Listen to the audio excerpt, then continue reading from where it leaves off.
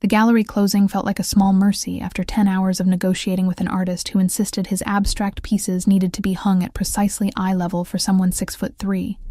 My shoulders ached from the tension, my voice hoarse from diplomatic explanations about lighting and wall space. The contemporary exhibition was scheduled to open in 5 days, and nothing was where it needed to be. I pushed through the revolving door of my apartment building just after 8, the November cold biting through my wool coat. My building wasn't much, a 6-story walk-up in a neighborhood the real estate listings optimistically called up and coming. But it was mine. 4 years of saving and scraping, and I had a place with my name on the lease. The envelope caught my eye immediately. Cream-colored paper, expensive weight, lying against the scuffed threshold of apartment 4B, like it had been placed there by someone who knew exactly where I lived. My stomach tightened as I bent to retrieve it, scanning the empty hallway.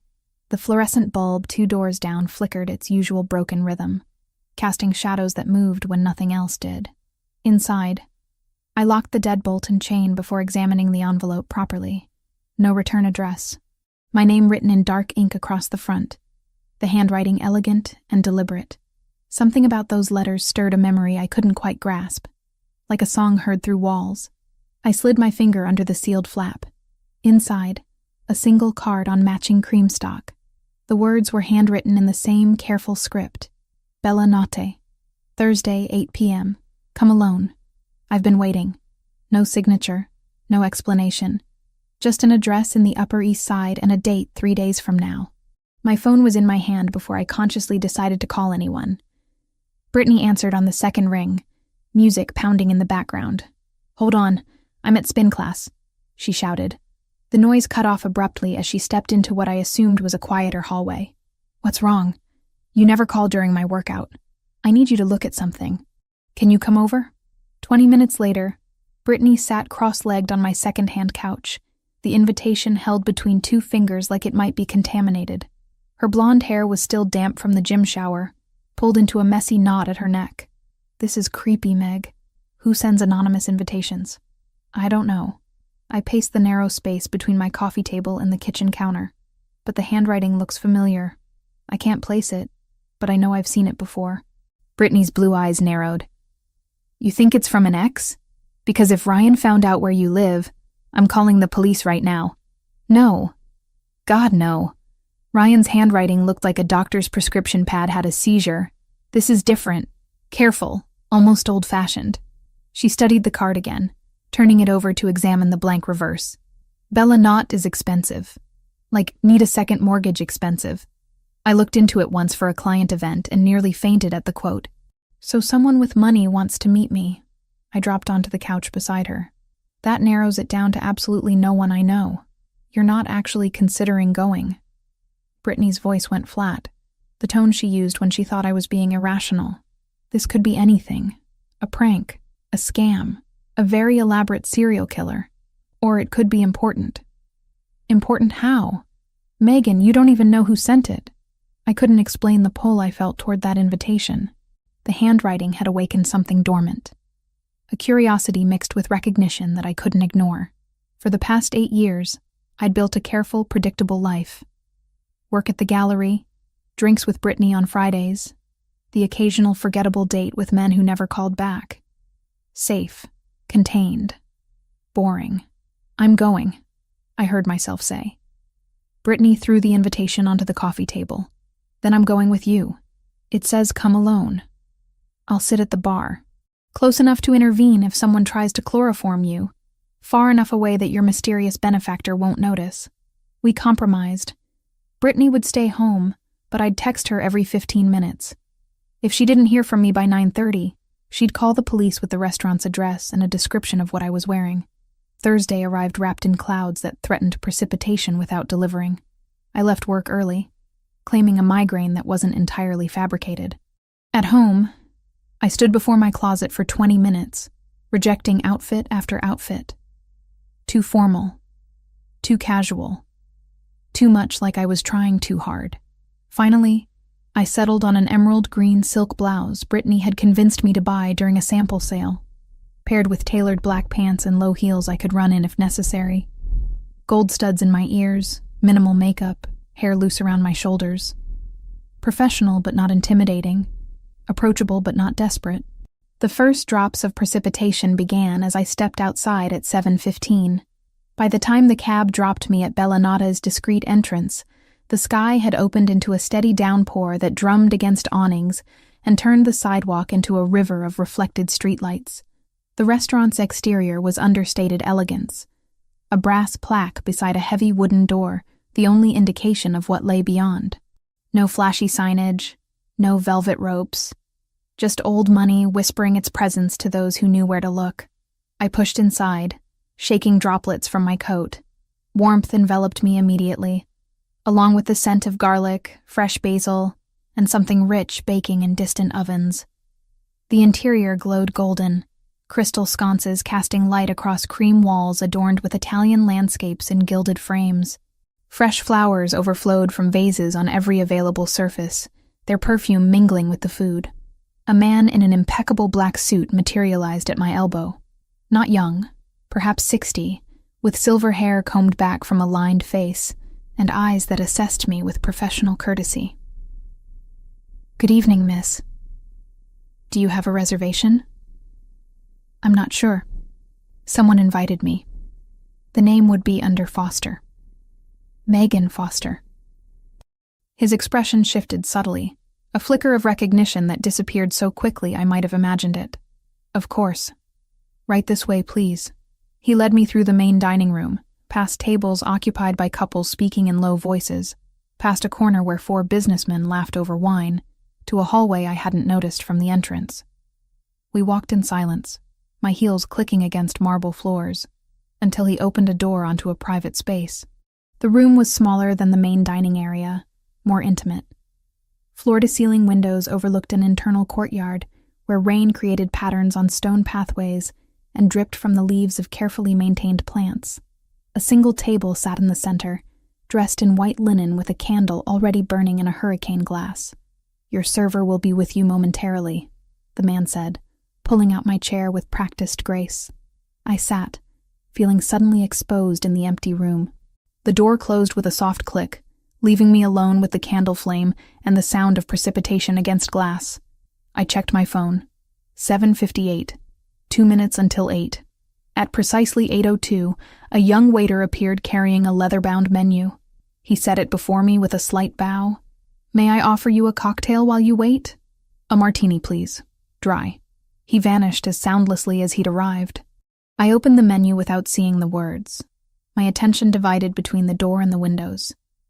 Outside, the courtyard glistened under strategically placed lights. Each raindrop transformed into a small star as it fell. The martini arrived in a crystal glass, perfectly clear, 3 olives speared on a silver pick. I thanked the waiter and took a careful sip, the cold liquid burning pleasantly down my throat.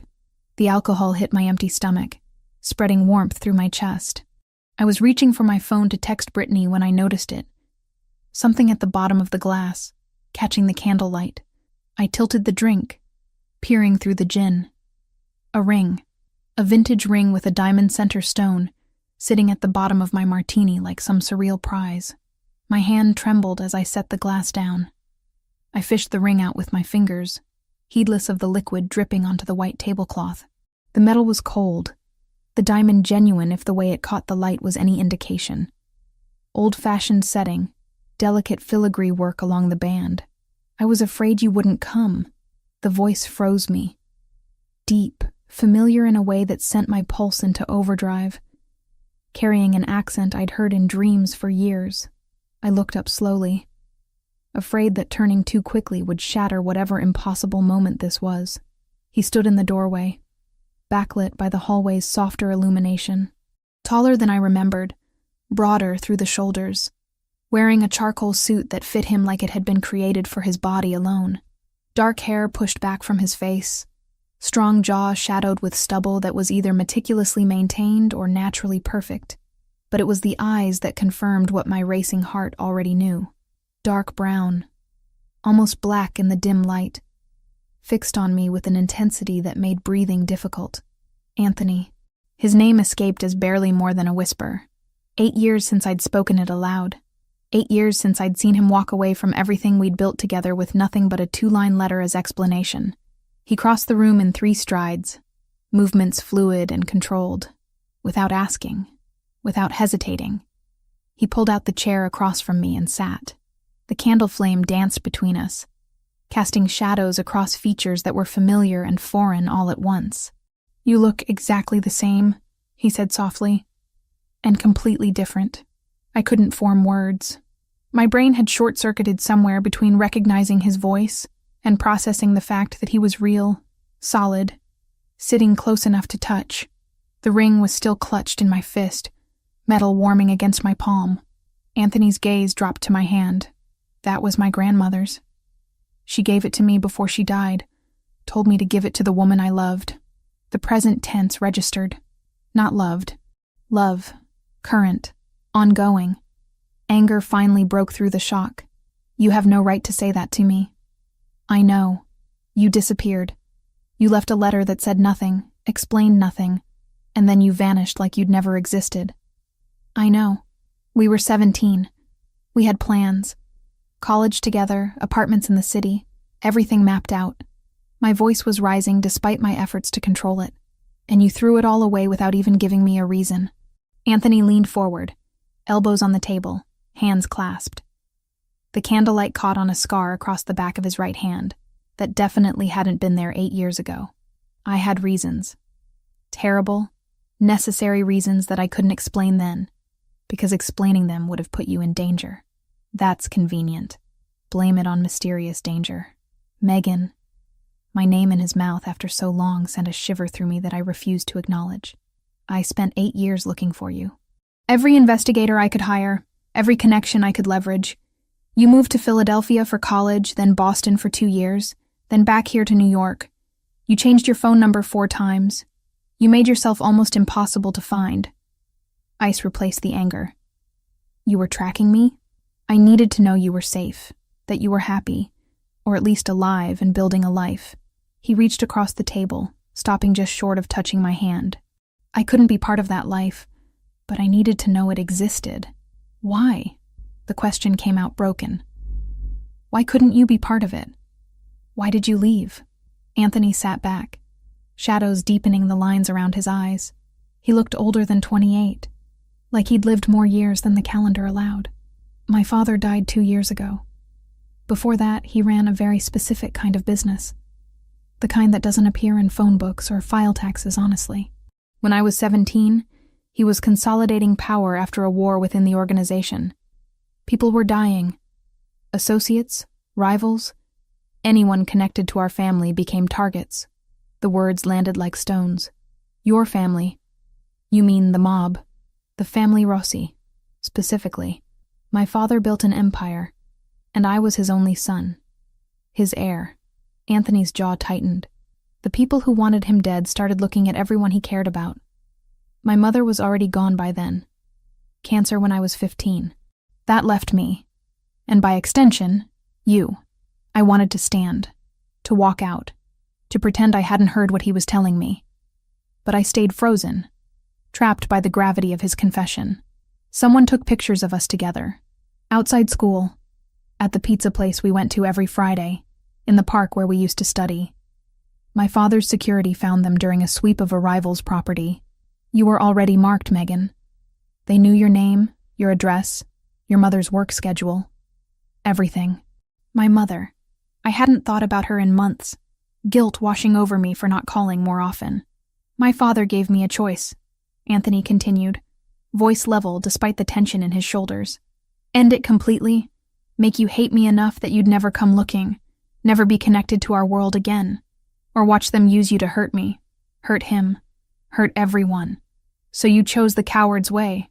I chose your life over my happiness. And I'd make the same choice again. His eyes met mine, unwavering, but I never stopped looking for you. Never stopped hoping that one day, when I had the power to protect you properly, I could find you again. The ring felt heavy in my palm, and now you have that power. I run everything my father built. I've spent 2 years consolidating, eliminating threats, building alliances. I'm not invincible, but I'm strong. Strong enough to keep you safe if you'll let me. Keep me safe from what? You're saying your world is still dangerous. Always. But now I control enough of it that I can create a shelter within the storm. He reached across again, and this time his fingers brushed mine where they lay on the table. The touch sent electricity up my arm. I'm not asking you to forgive me. I'm asking you to let me explain, to give me a chance to show you that what we had wasn't just teenage stupidity. I should have said no, should have stood up, walked out, blocked his number, and forgotten this surreal evening ever happened. Instead, I heard myself ask, why the ring and the drink? Why not just call? A ghost of a smile touched his lips. Because you would have hung up the moment you heard my voice, and I needed you here, in person, where you couldn't run before hearing me out. Manipulative. Necessary. Outside, the precipitation had intensified, turning the courtyard into a watercolor painting of greens and grays. Inside, the candle continued its steady burn, wax pooling at the base. I don't know what you expect from me, I finally said. You can't just reappear after 8 years and expect everything to be the same. I don't. But I expect you to feel something, even if it's just anger, because feeling nothing would mean I really did destroy what we had. Anthony's gaze held mine. Tell me you feel nothing, and I'll leave. I'll disappear again, and this time I won't come back. But I couldn't say it. Because sitting across from him, smelling the cologne that was different but somehow still distinctly his, seeing the way his hands moved when he talked, hearing that voice that had narrated my dreams for years, I felt everything. Anger and attraction and confusion, and a desperate, terrifying hope that maybe, impossibly, we could find our way back to what we'd lost. I set the ring on the table between us, pushing it toward him across the white linen. I'm not accepting this. Not yet. Maybe not ever. But I'm listening. You said you had reasons for leaving. Start from the beginning, and don't leave anything out. Anthony picked up the ring, turning it between his fingers so the diamond caught the light.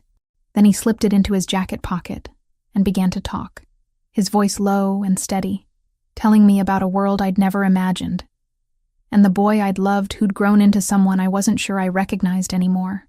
Anthony's explanation stretched on for what felt like hours, but was probably closer to 40 minutes.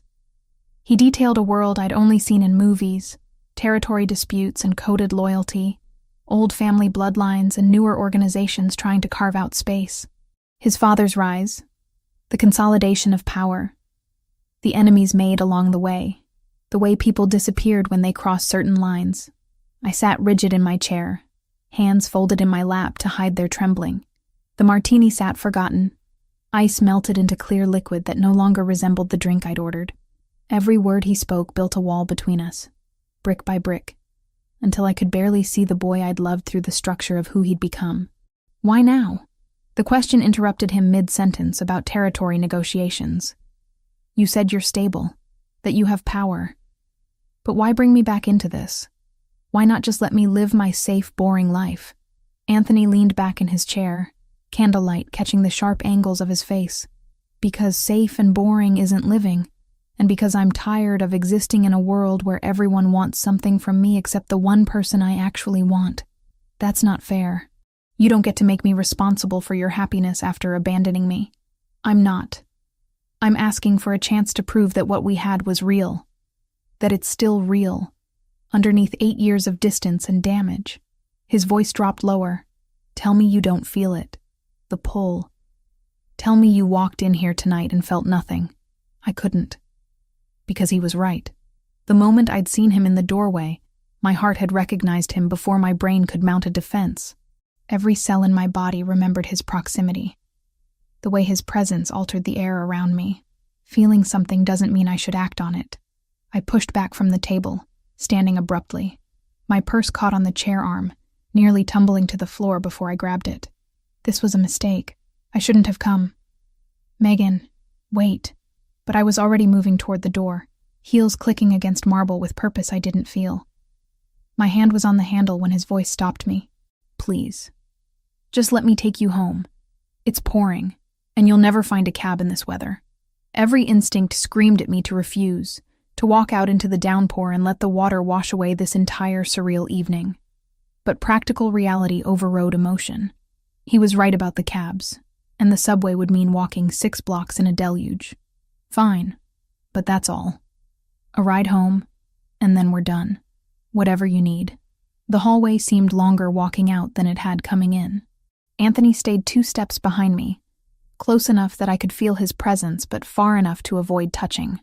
The maitre d' appeared as we reached the main dining room, producing my coat from somewhere with the efficiency of expensive service. Anthony held it open. I slipped my arms into the sleeves, hyper-aware of his hands on my shoulders as he settled the fabric into place. His fingers lingered for half a second too long before releasing. Outside, the precipitation had evolved from steady downpour to absolute deluge. Water rushed along the curbs, carrying leaves and debris in miniature rivers. Streetlights reflected off the wet pavement in streaks of gold and white. A black car materialized at the curb, appearing so quickly I suspected it had been waiting nearby. The rear door opened, and Anthony gestured for me to enter first. I hesitated. Old warnings about getting into cars with strangers warring with the reality that this stranger was someone I'd once known better than myself. I slid across leather seats still warm from the heater. Anthony followed, settling in beside me with careful distance between our bodies. The driver was older than I'd expected, maybe mid-30s, with dark hair cut military short and eyes that assessed me in the rearview mirror with professional neutrality. "Joseph, this is Megan. She needs a ride home safely." "Of course, boss." Joseph's voice carried the trace of a Brooklyn accent, rough around the edges but not unfriendly. "Address, miss?" I recited my street and building number, watching the city slide past the tinted windows as Joseph pulled into traffic. The interior smelled of leather and something else, cedar maybe or sandalwood. Definitely expensive. Silence stretched between us, broken only by the rhythm of windshield wipers and the occasional hiss of tires through water. I kept my gaze fixed on the passing buildings, counting blocks to avoid looking at Anthony's reflection in the glass. "My father built everything on codes," he said finally, voice cutting through the quiet. "Honor among thieves," he used to say, which sounds ridiculous but meant something concrete in his world. You don't harm innocents. You don't involve families unless they're already in the business. You keep your word, even when it costs you. And everyone just follows these codes? I couldn't keep the skepticism from my tone. The smart ones do. The ones who want to survive. He shifted, and I felt rather than saw him turn toward me. I won't lie and say we're good people. We're not. But we're not monsters either. There are rules, structures, ways things are done. That's supposed to make me feel better. That organized crime is organized. It's supposed to help you understand that I can keep you safe within this world. That protection means something real, not just words. I finally looked at him, finding his profile outlined by passing streetlights. "I don't need protection. I've been fine for 8 years without you." "Have you?" The question held no judgment, just genuine curiosity. "Has it been fine, Megan? Working yourself to exhaustion at a job that underpays you? Living in a building with broken locks? Dating men who don't see you the way I do?" Heat flooded my face. "You had me investigated. I told you. I kept track. I needed to know you were safe. That's not keeping track, that's stalking. Call it what you want. But I'm not apologizing for making sure you were alive, and as happy as you could be without me." His jaw tightened.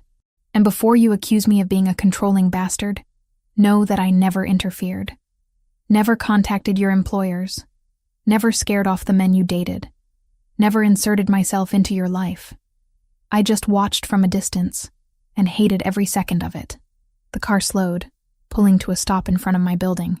Through the rain-streaked window, I could see the familiar cracked awning, the lobby light that flickered at unpredictable intervals, the security door that hadn't locked properly in 6 months. Joseph kept the engine running but made no move to get out. Professional discretion, I realized, giving us privacy to finish our conversation. Anthony reached into his jacket, producing a business card from an interior pocket. Heavy stock, cream-colored like the invitation, with a phone number embossed in black ink. Nothing else. No name, no title, no company. This is my private line. It goes directly to me, day or night. He held it out, waiting until I took it before continuing. I understand if you never want to see me again. I understand if you throw this away the moment you're inside. But keep it for 24 hours at least. Think about what I said. Think about whether you really feel nothing. I stared at the card, expensive paper warming between my fingers. What do you want from me, Anthony? Specifically, a chance to know you again. To show you that underneath everything that's changed, I'm still the person you trusted once. He leaned forward slightly, close enough that I could smell his cologne. Something dark and woodsy that probably cost more than my weekly grocery budget. I want to prove that walking away from you was the hardest thing I've ever done, and that I'll never make that mistake again. And if I say no, if I decide this is too complicated, too dangerous, too everything, then I'll respect that decision. I'll disappear again, and this time I'll stay gone. His eyes held mine, dark and intense in the dim interior. But I don't think you'll say no, because you felt it too. The moment our eyes met, you recognized it. What we had didn't die, Megan. It just went dormant. I reached for the door handle, needing distance to process everything. I can't make any promises. I'm not asking for promises, just consideration. Joseph appeared outside my door with an umbrella, shielding me from the worst of the precipitation as I exited. I clutched my purse and the business card, grateful for the darkness hiding whatever expression was on my face. Thank you for the ride, I said to both of them. My voice strained. Sleep on it, Anthony called as I turned toward the building. And Megan, lock your deadbolt. That security door isn't going to stop anyone determined. I didn't respond, just hurried through the rain to the lobby, punching in the code that would open the main door. Inside, I risked a glance back. The black car still idled at the curb, Anthony visible through the window, watching until I was safely inside. The elevator was broken again, so I climbed 4 flights with legs that felt detached from my body. Inside my apartment, I locked the deadbolt and chain, then leaned against the door, breathing hard from something that wasn't physical exertion. The business card was still clutched in my hand. The edges softened from my grip. I set it on the counter, staring at the simple numbers as if they might rearrange themselves into answers. My phone buzzed. Brittany's name lit the screen with 7 missed calls and a string of increasingly frantic texts. I'm alive, I texted back. Call you tomorrow. Sleep was impossible. I paced my tiny apartment, making tea I didn't drink, scrolling through my phone without seeing the content. Around 2 a.m, I opened my laptop and typed Rossi Family New York into the search bar. The results were frustratingly vague. Articles about restaurants, a few mentions in business journals about import-export companies, society page photos from charity events where men in expensive tuxedos smiled for cameras. Anthony appeared in 3 photos, always on the edges, never the focus.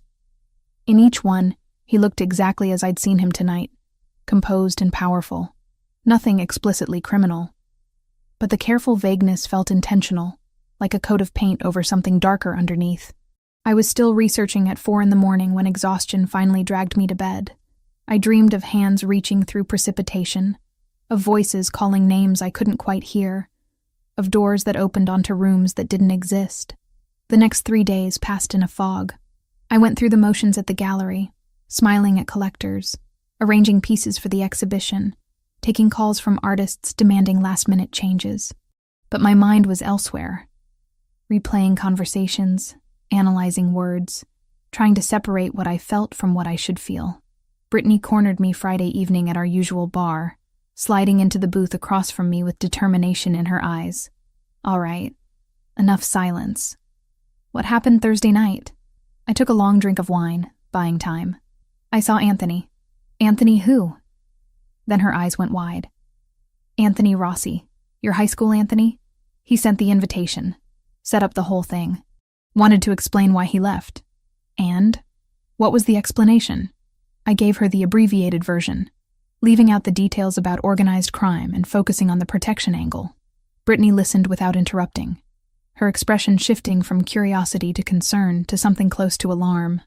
Megan, that's insane. He admits he's been tracking you for 8 years and you don't see that as a massive red flag. I know how it sounds. Do you? Because from here, it sounds like you're considering giving a stalker a second chance. He's not a stalker. He's complicated. Complicated is one word for it. She reached across the table, grabbing my hand.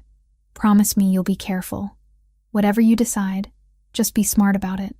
That night, alone again in my apartment, I picked up Anthony's card for the 100th time. The numbers seemed to pulse in the lamplight, daring me to dial. I set it down, picked it up, set it down again. I was about to force myself to bed when my phone rang. Unknown number. My thumb hovered over decline for 3 seconds before curiosity won. Hello? Static crackled. Then a voice. Male, with an accent I couldn't place. Vaguely Asian, maybe Japanese. Miss Foster. We should talk about your dinner date. Ice shot through my veins. Who is this? Someone interested in your association with Anthony Rossi. You've become a person of interest, Miss Foster. Congratulations on that dangerous distinction. I don't know what you're talking about. Don't insult us both with lies.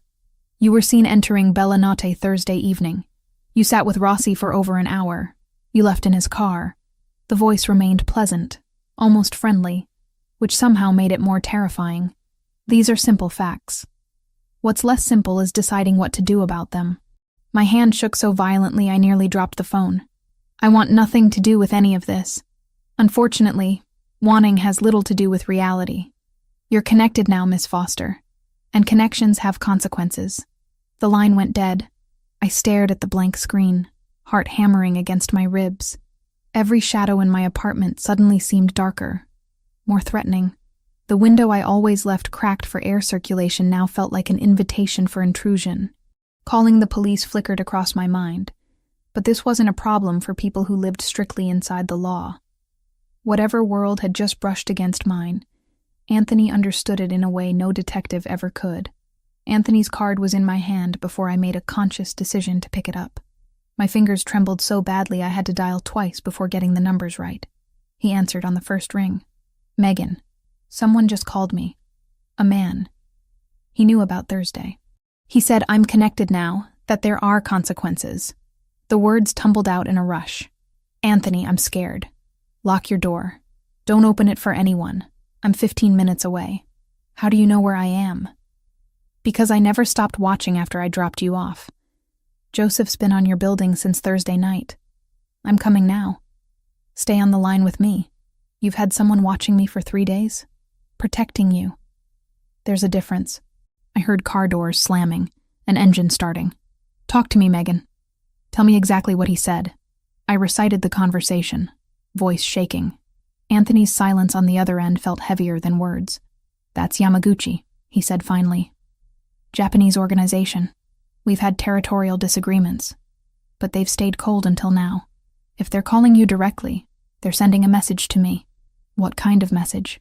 That they know how to hurt me. Stay where you are. Don't open the door until you hear my voice. 14 minutes later, a knock thundered against my door. Megan, it's Anthony. Open up. I undid the chain and deadbolt with fingers that barely functioned. Anthony filled the doorway, Joseph and 2 other large men flanking him. All 4 moved with purpose, checking my apartment with professional efficiency. Clear, one of the men said after checking the bedroom and bathroom. Anthony's attention fixed on me, assessing. You're okay? He didn't threaten you explicitly? Just implications, consequences for being connected to you. Anger was replacing fear, hot and clarifying. This is what you meant by protection. This is the reality of your world. Yes. No apology, just confirmation. And now you're part of it whether we like it or not.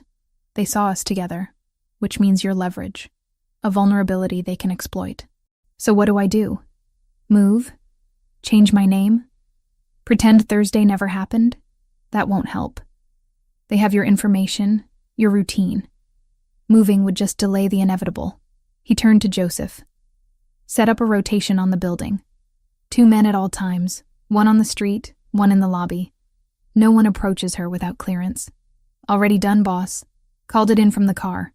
Anthony's jaw tightened as he looked back at me. I'm sorry. This is exactly what I was afraid of 8 years ago. Except now I have the resources to handle it properly. Handle it how? By making it clear that you're under my protection. That touching you means war. They're not prepared to fight. He moved closer. stopping just outside my personal space. But I need your permission. I need you to trust that I can keep you safe. I don't have much choice, do I? You always have a choice. But some choices have safer outcomes than others. His voice dropped. Let me protect you, Megan. Let me show you that I meant what I said about never walking away again. Through my window, I could see a black SUV parked across the street, engine running. 2 more men in dark suits stood at intervals along the sidewalk, their positions chosen for optimal sightlines. My quiet, boring life had evaporated in one phone call.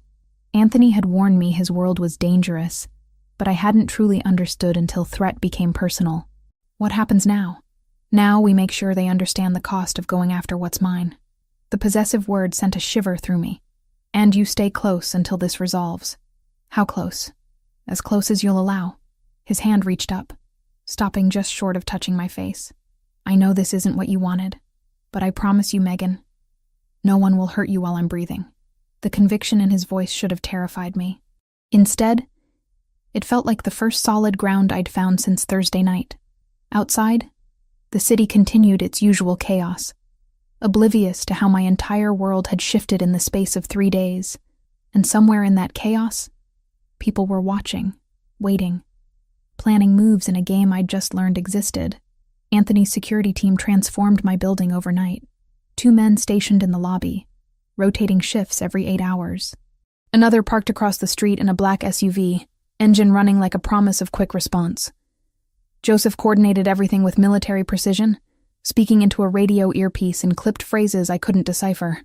I watched this mobilization from my 4th-floor window, coffee growing cold in my hands as dawn broke over the city. Sleep had been impossible after the threatening phone call. Every creak of the building settling, every distant siren, every footstep in the hallway sent my pulse racing. You should try to rest, Anthony said from behind me. He'd stayed the entire night, positioned in my single armchair while I'd lain rigid on the couch, too wired to even pretend sleep was possible. Joseph can handle the security arrangements. How do you do this? I turned to face him. He looked exactly as composed as he had hours ago. Not a wrinkle in his shirt, no exhaustion visible in those dark eyes. Live with this constant threat. You get used to it. The danger becomes background noise. He stood, stretching muscles that must have been cramped from hours in that chair.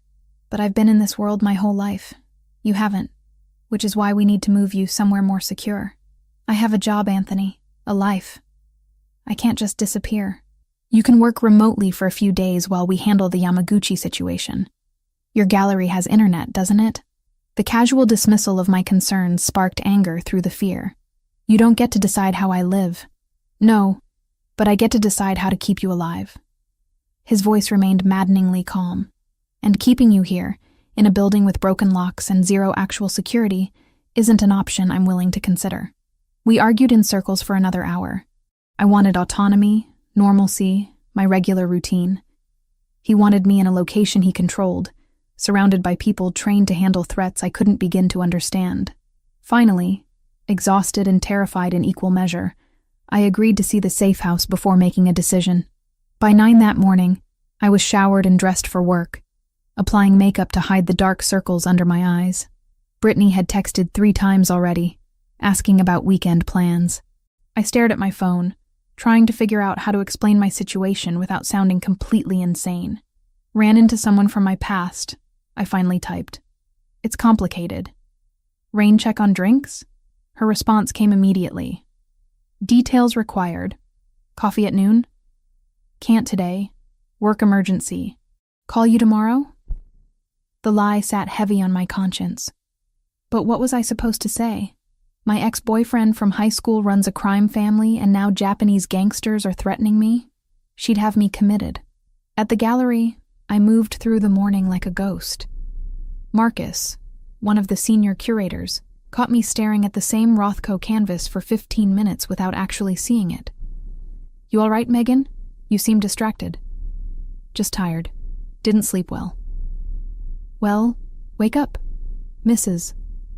Ling is coming in at 2 to discuss her donation, and she'll notice if you're not fully present. Mrs. Liang. A major collector who'd been considering donating 3 pieces worth a combined $500,000 to our permanent collection. a meeting I'd been preparing for all month. The thought of sitting through negotiations while wondering if someone was watching through the gallery windows made my stomach clench. I lasted until 1:30 before calling in sick. My supervisor wasn't happy, but agreed to reschedule Mrs. Liang after I claimed food poisoning. Another lie. They were accumulating like interest on unpaid debt. Anthony picked me up 3 blocks from the gallery, paranoia making me walk the extra distance to avoid being seen leaving with him directly. Joseph drove while Anthony sat in back beside me, studying my face with concern I didn't want to acknowledge. "You didn't have to leave work for this." "Yes, I did."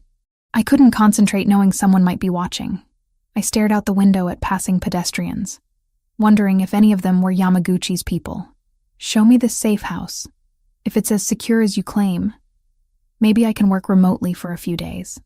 The penthouse occupied the top floor of a converted warehouse in a part of Brooklyn I'd only driven through. From the outside, the building looked industrial and unremarkable. Inside was a different story entirely. Floor-to-ceiling windows overlooked the East River, light flooding the open concept space with warmth despite the November chill outside. Modern furniture in neutral tones, a kitchen with appliances I'd only seen in magazine spreads, 2 bedrooms separated from the main area by frosted glass partitions. Art on the walls, actual pieces I recognized from contemporary artists whose work sold for 6 figures at auction. "This is your idea of a safe house?" I walked to the windows, taking in the view of Manhattan's skyline across the water. "It's beautiful. It's secure, bulletproof glass, reinforced door with biometric locks, security cameras covering every approach. The building has 1 entrance and Joseph's team controls it." Anthony moved to stand beside me. Both of us reflected in the glass. "You'll be comfortable here while we handle the situation." "Handle it how?" "By making it clear that threats against you won't be tolerated. By reminding Yamaguchi that they have more to lose than gain by pushing this conflict." His reflection's jaw tightened. "By doing what I should have done 8 years ago and protecting what matters." "What matters?" The phrase echoed in my head as I explored the space. A laptop sat on the dining table, already set up and connected to secure internet. The refrigerator was stocked with food I actually liked, which meant someone had researched my preferences. The bathroom contained toiletries in my preferred brands, down to the specific moisturizer I bought from a boutique in Manhattan. "How long have you been planning this?" "Since Thursday night. I hoped we wouldn't need it, but I planned for contingencies." Anthony leaned against the kitchen counter, watching me take inventory. "Joseph can bring clothes from your apartment. Make a list of what you need, and it'll be here within 2 hours." The reality settled over me like a heavy coat. This was happening. I was moving into a safe house owned by a man who ran a criminal organization, hiding from threats I barely understood, lying to everyone I knew about where I'd be. An irrational corner of my brain clung to the gallery like a lifeline. Disappearing without explanation would mean handing over years of work and letting someone else occupy the space I'd carved out for myself. "I need to call my boss. Tell him I'll be working remotely for the rest of the week. Use your regular phone. We don't want to alert anyone that you've changed locations." Anthony pulled out his own device, typing something quickly. "But be vague about the reason. Family emergency, personal issue, whatever sounds natural." The call took 5 minutes. My supervisor was annoyed but agreed, probably because I rarely took time off and had a good track record. When I hung up, the finality of my decision hit me like physical force. I'll need my laptop, work files, and enough clothes for at least a week. I started making a list, focusing on practical details to avoid thinking about larger implications. And I should tell Brittany something. She'll worry if I go silent. Tell her you're dealing with a family situation out of state. That you'll be in touch when you can. Anthony's voice softened. "I know lying to your friends is difficult, but the less they know, the safer they are." By that evening, I was settled into the penthouse with everything I needed for an extended stay. My suitcase sat in the larger bedroom. Clothes hung in a closet that smelled of cedar. My laptop occupied the dining table, gallery files downloaded and ready for remote work. Joseph had posted 2 guards in the building's lobby and another watching from across the street. Anthony had left an hour ago for what he called a business meeting. I tried not to think about what that meant in his world. Alone, I opened my laptop and typed Rossi Family New York into the search bar. Once again, The search results offered me almost nothing concrete to hold on to. Articles about Italian restaurants in the Bronx, a construction company specializing in commercial properties, import-export businesses with offices near the docks, society page photos from charity galas showing well-dressed people smiling for cameras.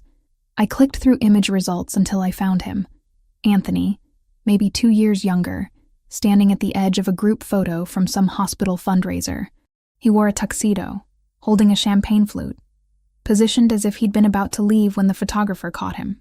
His expression was neutral, pleasant, but unrevealing. Other images showed similar scenes. Always at the periphery, never the focus.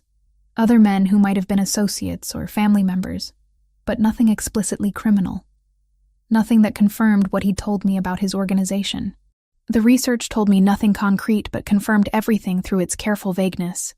People with legitimate businesses didn't have such meticulously scrubbed online presences. My phone rang just after 8. Unknown number. My finger hovered over decline before curiosity won. Hello? Miss Foster.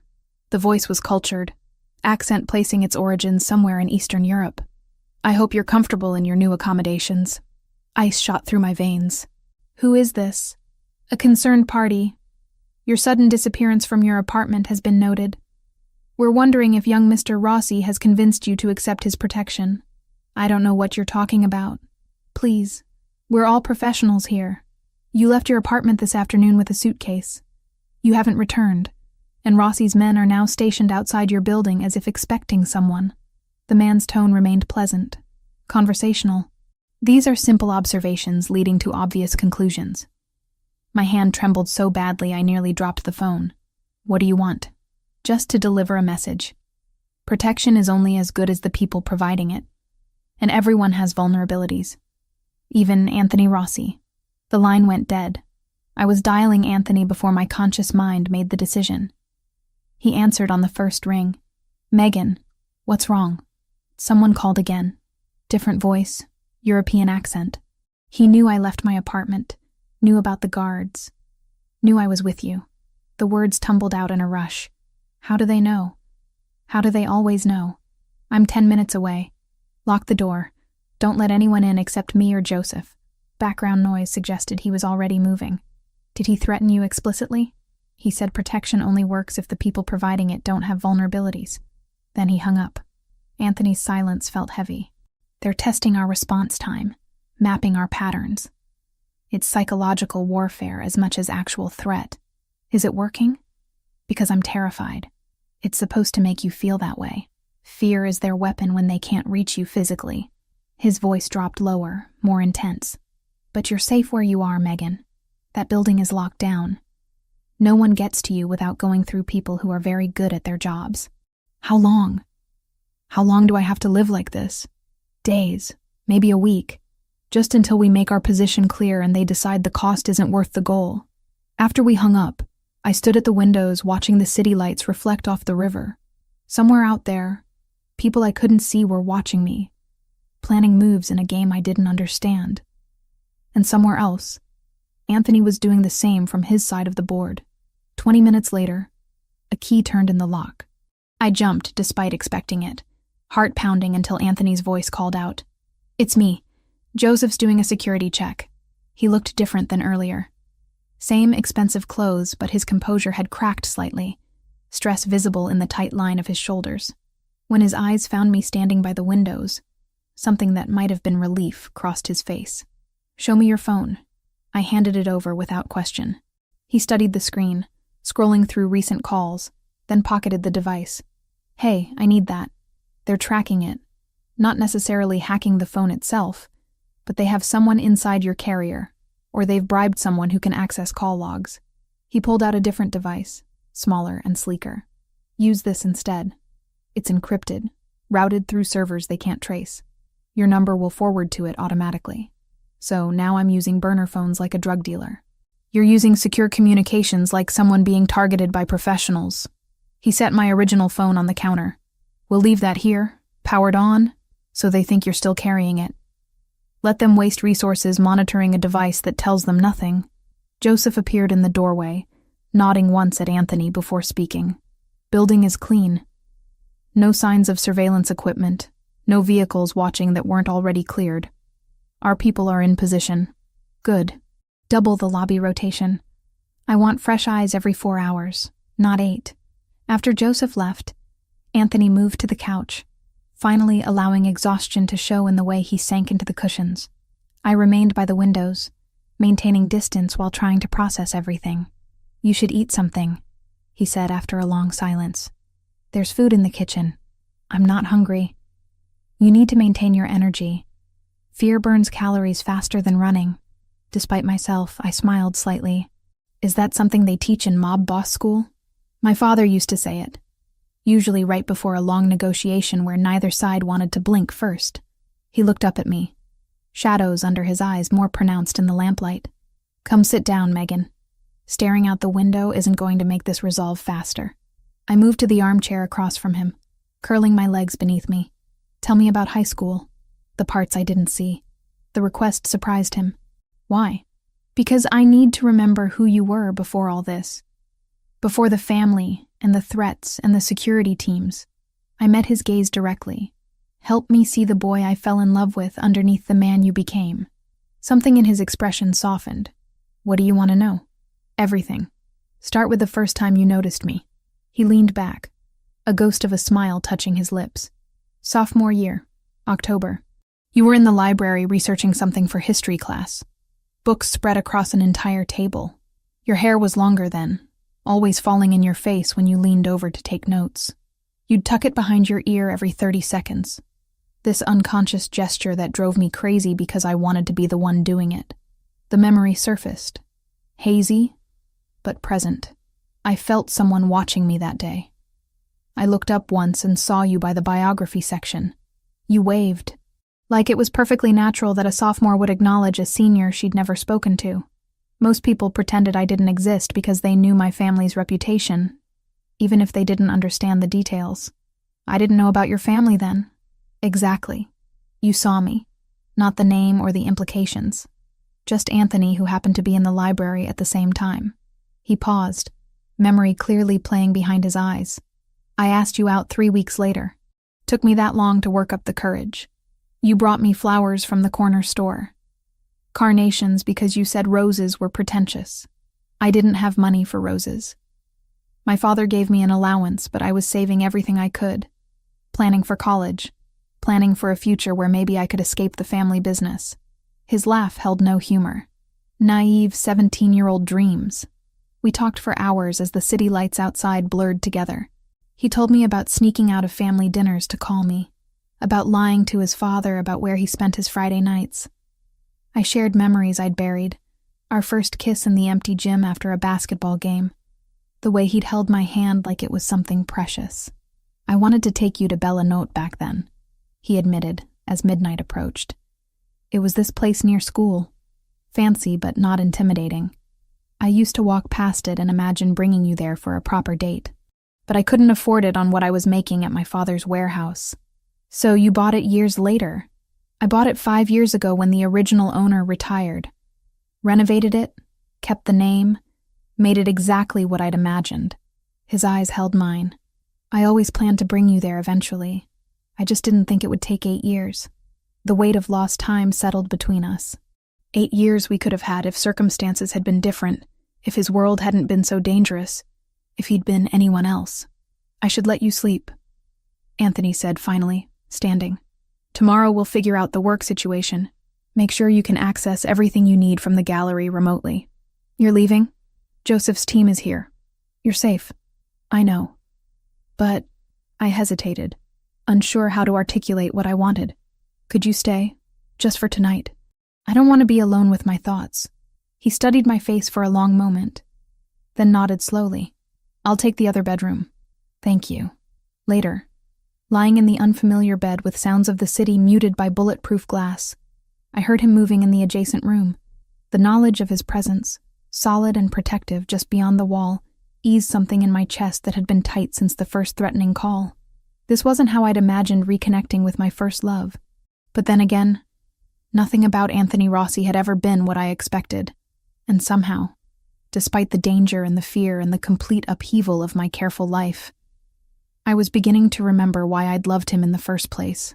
Days blurred together in the penthouse, each one bleeding into the next, until I lost track of whether it was Tuesday or Friday. The security routine became familiar background noise. Joseph's team rotating shifts in the lobby, check-ins through the encrypted phone Anthony had given me, the low hum of surveillance equipment I pretended not to notice. I established a workspace at the dining table, laptop surrounded by files downloaded from the gallery's server.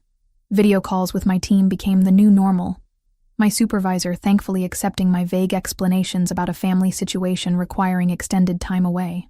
The contemporary exhibition opened without me physically present for the first time in my career. Marcus sent photos of the installation, collectors mingling among pieces I'd curated from hundreds of miles away, emotionally, if not geographically. "You're frowning at that screen like it personally offended you," Anthony said from the kitchen, where he was unpacking containers from some restaurant whose name I couldn't pronounce. I closed the laptop with more force than necessary. Mrs. Liang withdrew her donation offer. 3 pieces worth $500,000. Gone because I wasn't there to close the deal personally. That's a significant loss for the gallery. It's my job falling apart while I hide from threats I still barely understand. I rubbed my temples where a headache had been building since my supervisor's disappointed email an hour ago. How long am I supposed to live like this? Anthony set plates on the counter, dividing food between them with careful precision. Joseph met with Yamaguchi representatives yesterday. They're considering our terms for backing off. Considering isn't the same as agreeing. No, but it's progress.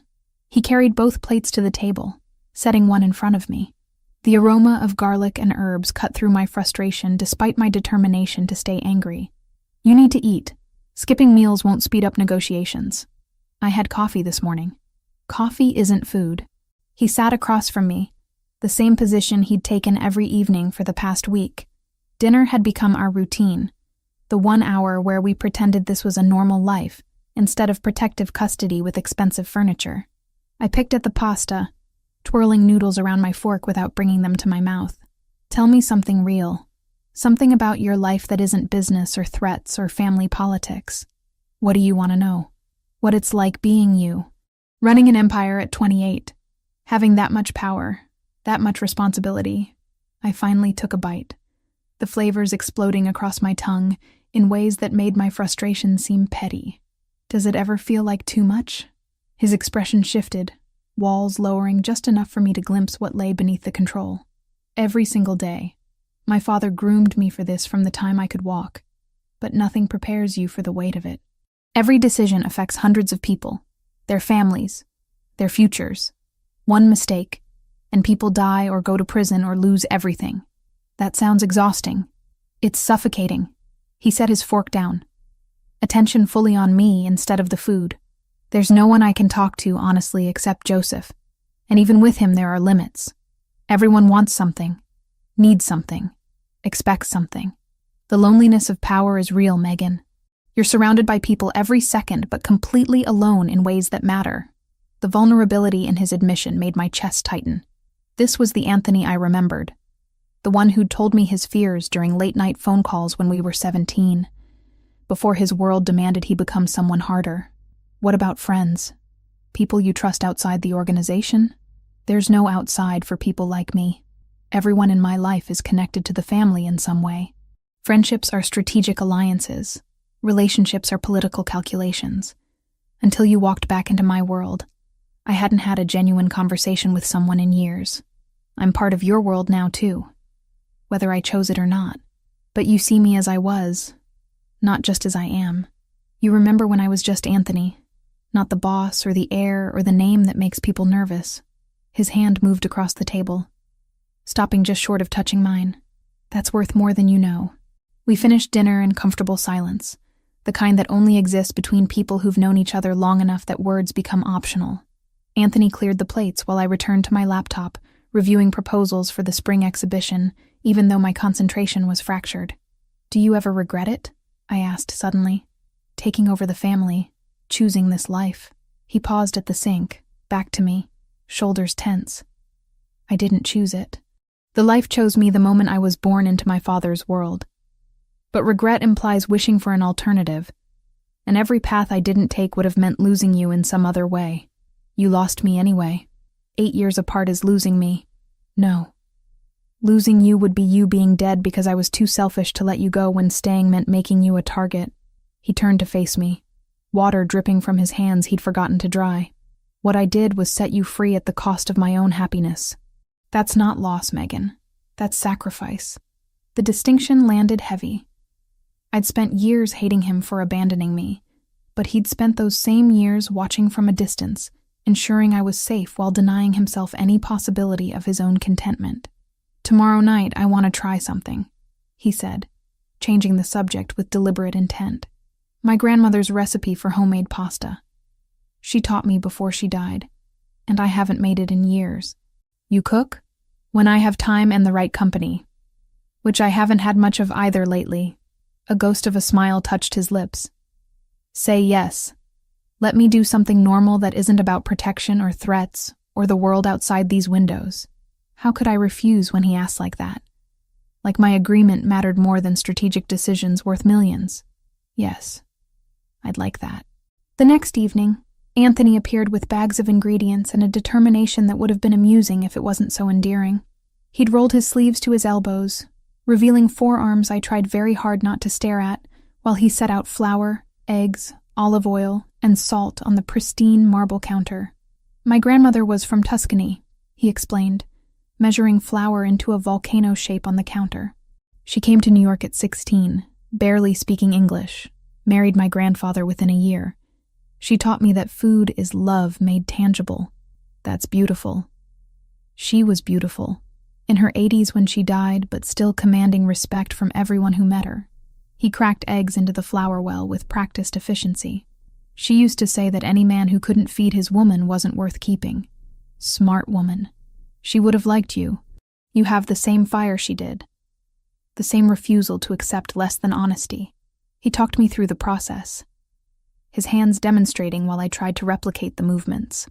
Mixing the dough, kneading until the texture transformed from rough to silky, letting it rest while we prepared the sauce. We worked side by side in the kitchen, our movements falling into unexpected rhythm.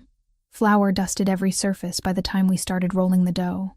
I'd gotten it on my shirt, my jeans, probably my face, though I hadn't checked a mirror. Anthony had some on his forearms, white powder stark against his olive skin. You missed a spot, he said, reaching toward my face. His thumb brushed my cheekbone, supposedly removing flour but lingering longer than necessary. The touch sent electricity through my nervous system, every nerve suddenly hyper-aware of his proximity. I looked up at him, finding his dark eyes already focused on my mouth.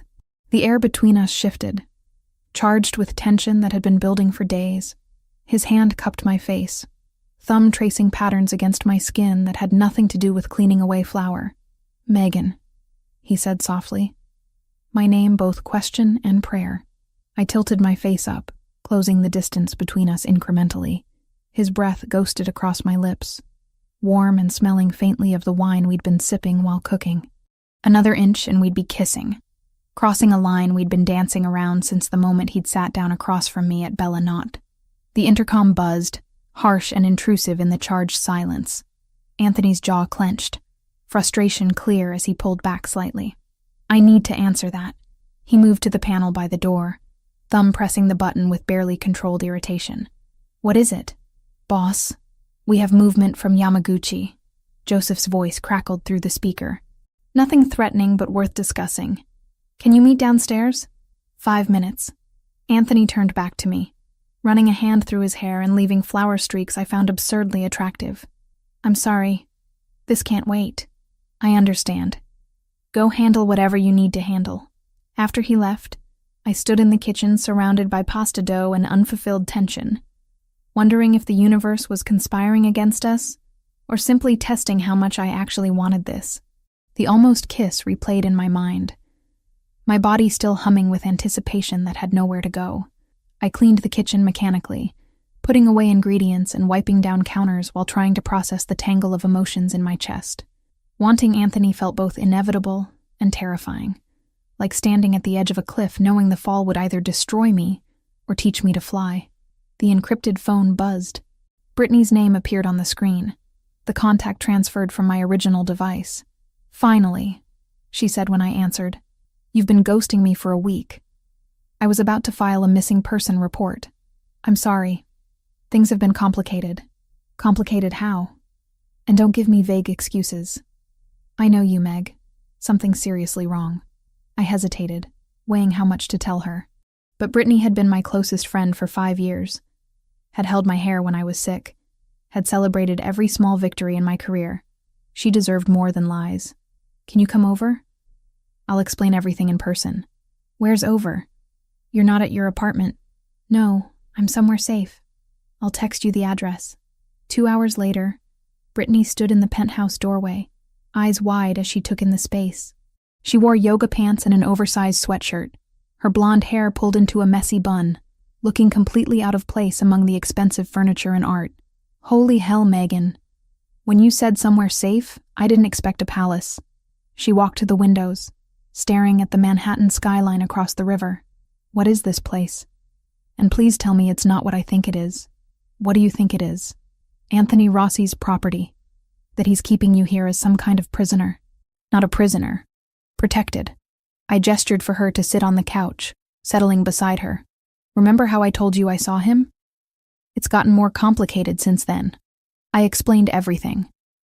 The threatening calls, the Yamaguchi organization, the security team, the reality of Anthony's world. Brittany listened without interrupting, her expression shifting from concern to alarm to something close to horror. "You're in protective custody from the Japanese Mafia because you had dinner with your high school boyfriend who turns out to run a crime family." She said it flatly, like stating facts might make them less insane. "Megan, do you hear how crazy that sounds? I'm living it. Believe me, I know how it sounds. And you're just okay with this. Hiding here, letting him control your life, playing house with someone who's admitted to tracking you for 8 years. It's not like that. He's not controlling me. He's keeping me safe from people who made me a target for being seen with him." I heard the defensiveness in my voice and didn't try to hide it. And yes, the tracking is weird, but he never interfered. He just needed to know I was alive. Brittany studied my face with the intensity of someone searching for signs of brainwashing. "You have feelings for him again. Or still. However that works after 8 years. Maybe. I don't know." The lie felt obvious, even to my own ears. "It's complicated. Everything about this is complicated. The question is whether it's dangerously complicated or just messy complicated." She took my hand, squeezing gently. "I trust your judgment, Meg. But I also know you have terrible taste in men who need rescuing. Please tell me this isn't another Ryan situation where you're confusing intensity for love. Anthony is nothing like Ryan. Ryan needed constant validation, constant attention, constant reassurance that he was the center of my universe. Anthony is the opposite. He's self-sufficient, competent, willing to walk away if I asked him to. Would he, though? Walk away if you asked? I thought about his words from the night at Bellinat. Yes, he would. He already did once when he thought it was necessary. Brittany didn't look convinced, but nodded slowly. "Okay.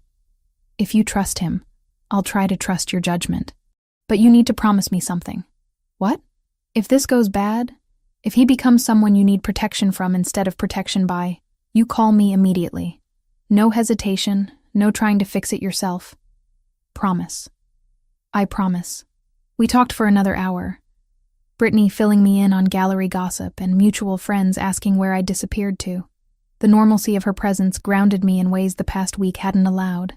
By the time Joseph appeared to escort her out, she'd extracted promises that I'd text daily and consider having an exit strategy if things escalated further.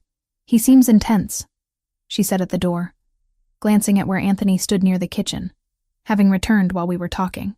"But he looks at you like you're the only person in the room. That's either really romantic or really obsessive. I'm hoping for romantic." "Me too, babe. Me too." After she left, the penthouse felt simultaneously more spacious and more intimate. Anthony had given us privacy during the visit, occupying himself with work in the second bedroom. Now he emerged, loosening his tie as he approached where I stood by the windows. "Your friend doesn't trust me. She doesn't know you. She just knows what I've told her, which admittedly sounds insane from the outside. It is insane. Everything about this situation defies normal relationship progression. He stopped beside me. Both of us reflected in the darkened glass. For what it's worth, I'm glad you have someone who looks out for you. Everyone needs a Brittany. Who's your Brittany? Who keeps you grounded? Joseph, in his way. But it's different when you're in charge. People defer to you even when you need them to challenge you. I turned to face him properly, suddenly tired of the careful distance we'd been maintaining. Earlier, before Joseph interrupted, we were about to kiss. We were. Why didn't you come back to finish what we started? His expression shifted, vulnerability showing through the cracks in his composure. Because I'm terrified of rushing this and destroying whatever chance we have. I walked away from you once, Megan. I'm not arrogant enough to think I'd survive doing it again, even if circumstances forced it. What if I don't want to wait? What if 8 years apart was enough waiting for both of us? Before he could respond, before I could second-guess the impulse, I closed the distance between us and kissed him. My hands fisted in his shirt, pulling him closer while his surprise held him frozen for half a second before he responded. His arms came around me, one hand splaying across my lower back while the other cupped the base of my skull. The kiss was everything I'd remembered, and nothing like it at the same time. Familiar and foreign, gentle and desperate, years of longing compressed into a single moment of connection. When we finally broke apart, both breathing hard, his forehead rested against mine. We should slow down, he said, even as his hands remained firm on my waist. Do this right. Take our time. We've had 8 years of taking our time, and I want more than 8 days with you. Which means not rushing something that deserves patience. He pulled back slightly, enough to meet my eyes. I want to court you properly, Megan. Dinners and conversations and building something that lasts beyond the immediate crisis. Can you give me that? The request was so unexpected, so old-fashioned and genuine, that I felt my resistance crumbling. This wasn't rejection. This was him valuing what we were building over immediate gratification. Okay, we'll do this right. Whatever that means. His smile transformed his face, making him look younger, more like the boy I'd loved at 17. Thank you. That night, lying in bed listening to him move around in the adjacent room, I recognized the truth I'd been avoiding. I'd never stopped loving Anthony Rossi. 8 years, distance, anger, fear, none of it had erased the fundamental connection between us. And now, trapped in this strange limbo of protection and proximity, I was choosing to let myself feel it fully. Whatever came next, whoever threatened us from the outside, we'd face it together. Because some things were worth the risk, and loving him had always been the most dangerous, worthwhile thing I'd ever done. The morning Joseph arrived with news, I was reviewing gallery proposals at the dining table, coffee cooling beside my laptop. Anthony had left before dawn for what he called routine business, but the tension in his shoulders told a different story. Now Joseph stood in the doorway, his usually composed face drawn tight. Boss needs to see you. It's about his father. 10 minutes later, Anthony sat across from me in the penthouse office, a manila folder spread before him. His hands were steady, but something in his eyes had fractured. My father didn't die of a heart attack. The words emerged flat, drained of emotion. Joseph's contact found medical records that were buried. Arsenic poisoning, administered over 6 months. Slow enough to mimic natural decline. My stomach dropped. Who would do that? Someone close. Someone trusted. He pushed a photograph across the desk. An older man, maybe 60, with silver hair and a face that belonged in family portraits. Silvio Fioraldi. He's been with the family for 30 years. My father's consigliere, his most trusted advisor. The betrayal in his voice cut deeper than any physical wound. How do you know it was him? Bank records showing payments from Yamaguchi. Phone logs placing him at my father's home on days the medication was administered. And now there's an informant willing to testify to what he saw. Anthony's jaw clenched. I need to go to Newark today. Meet with this person. Get physical evidence before Silvio realizes we know. When do we leave? His eyes snapped to mine. You're not coming. It's too dangerous. More dangerous than sitting here alone while someone who poisoned your father is still walking free? I leaned forward. I'm not fragile, Anthony. And I'm not staying behind wondering if you're coming back. The argument lasted 20 minutes.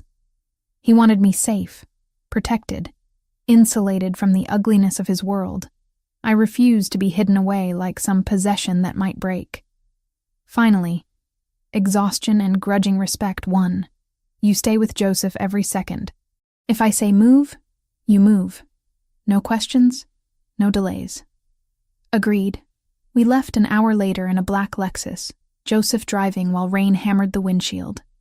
The city gave way to industrial sprawl, warehouses and truck depots lining highways slick with November weather. Anthony sat beside me in back, silent, except for occasional instructions to Joseph in Italian. The meeting place was a warehouse on the edge of Newark's Port District. Rusted metal siding, broken windows covered with plywood, the kind of building people avoided after dark. Joseph parked behind a shipping container, engine running in case we needed a fast exit.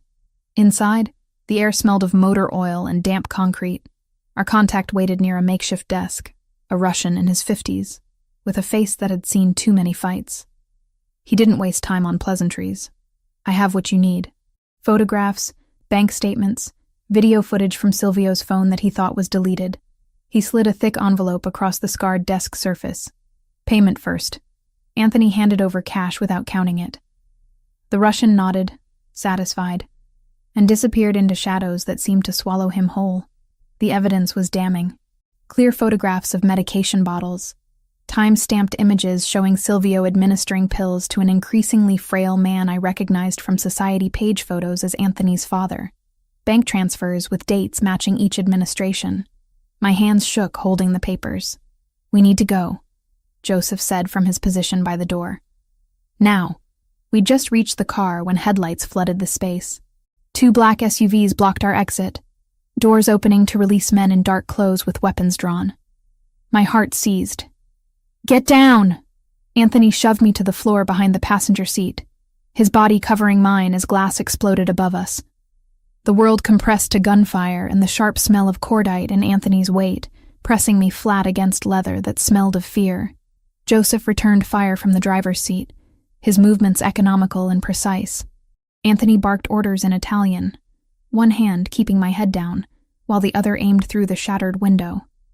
3 shots. 4. The sound deafening in the enclosed space. In the chaos, something caught my eye. Anthony's phone had fallen, screen illuminated with a message notification. My angle let me read it before the screen went dark. A text from weeks ago. A name I didn't recognize offering an alliance through marriage to someone's daughter. Anthony's response was a single word. No. He'd refused an arranged marriage that could have strengthened his position, because he was waiting for me. The realization hit harder than any bullet. Joseph gunned the engine, ramming one SUV hard enough to create an opening. Metal shrieked against metal as we crashed through, back window shattering completely. Cold air and rain poured in as we accelerated onto the highway, leaving destruction behind. Everyone intact? Joseph's voice was steady despite the white knuckles gripping the wheel. Megan? Anthony pulled back enough to see my face, hands checking for injuries with professional efficiency. Are you hurt? I'm fine. Terrified, but fine. My voice shook despite my best efforts. What about you? Blood seeped through his shirt sleeve, darkening the fabric. Just a graze. I've had worse. We didn't stop until we were back in Brooklyn. Pulling into a private garage beneath a building Joseph assured me was secure. A doctor appeared within minutes, an older woman who asked no questions as she cleaned and stitched Anthony's arm with practiced hands. Back in the penthouse, adrenaline gave way to trembling I couldn't control. I sat on the couch, hands shaking so badly I couldn't hold the glass of water Anthony pressed into them. He knelt before me, steadying my hands with his. I should never have brought you. This was a mistake. No. The word came out stronger than I felt. This is your reality. If we're going to have any chance, I need to understand what that means. No more protection through ignorance. Something shifted in his expression, pride mixing with pain. You're stronger than I gave you credit for. I'm not strong. I'm terrified. But I'm also not leaving. I met his eyes directly. Those men weren't trying to scare us. They were trying to kill you and take me. One of the attackers survived. Joseph's team has him now." Anthony's voice dropped lower. "He'll tell us who gave the orders. And when he does, we'll know exactly how deep Silvio's betrayal runs. The interrogation happened in a location I wasn't allowed to know about. Details Joseph shared only after it was finished." The wounded man confirmed everything. Silvio had been working with Yamaguchi for over a year, planning to eliminate Anthony and take control of the family's operations. Taking me was meant to force Anthony's hand, make him vulnerable through the one weakness everyone now knew existed. "What happens next?" I asked, when Anthony returned that evening. Exhaustion carved into every line of his face. "I call a meeting of the family, present the evidence to the council, let them see what Silvio did." He sank onto the couch beside me, head falling back against the cushions. "My father built everything on loyalty and honor. Silvio destroyed that with poison and lies. Will they believe you? The evidence speaks for itself. And Joseph has 3 witnesses willing to testify to what they saw. Transactions they processed, conversations they overheard." His hand found mine, squeezing gently. "But it means war. Yamaguchi won't accept losing their inside man without retaliation. Then we deal with that when it comes." I turned to face him fully. "Right now, we focus on exposing the truth and getting justice for your father." His eyes searched my face, looking for something I couldn't name. "When did you become so brave?" "When I realized running wouldn't protect me any better than staying. At least here, I'm with someone who'd rather die than let me be harmed." I reached up to touch his face, fingers tracing the sharp line of his jaw. "I saw the message on your phone. The arranged marriage proposal you refused." He stilled. "That wasn't meant for you to see. But I did. And it made me understand something. You weren't just waiting for me out of nostalgia or guilt. You actually believed we could find our way back to each other." "I did. I do." His hand covered mine where it rested against his face. "Every decision I've made for the past 2 years has been about building something strong enough to protect you when I finally found you again. The alliances I formed, the territory I secured, the power I consolidated, all of it was preparation for this." "For what?" "For keeping you safe in a world that will always be dangerous. For giving you a life where you never have to hide or run or apologize for loving someone like me." He turned his head to press a kiss against my palm. "I know I have no right to ask this, but I need to know. Is there a version of our future where you can accept what I am and choose to stay anyway?" The question hung between us, weighted with implications that would shape everything going forward. I thought about the past weeks, the fear and violence and constant threat, but I also thought about the man beneath the reputation, the one who'd protected me without asking anything in return, who'd waited 8 years on the slim hope of a second chance. "Yes," I said simply, "there is. We're already living it." Relief transformed his face, years of tension releasing in a single exhaled breath. He pulled me close, arms wrapping around me with desperate gratitude. We sat like that for a long time, 2 people who'd found their way back through circumstances that should have destroyed any possibility of connection. Outside, the city continued its endless motion, oblivious to the quiet revolution happening in a Brooklyn penthouse. Somewhere in that vast urban sprawl, Silvio Fioraldi still moved freely, unaware that his betrayal had been discovered and documented. And somewhere else, Yamaguchi's people were planning their next move, calculating odds in a game where we'd just changed all the rules. But in that moment, none of it mattered as much as the steady rhythm of Anthony's heartbeat beneath my ear and the certainty that whatever came next, we would face it together.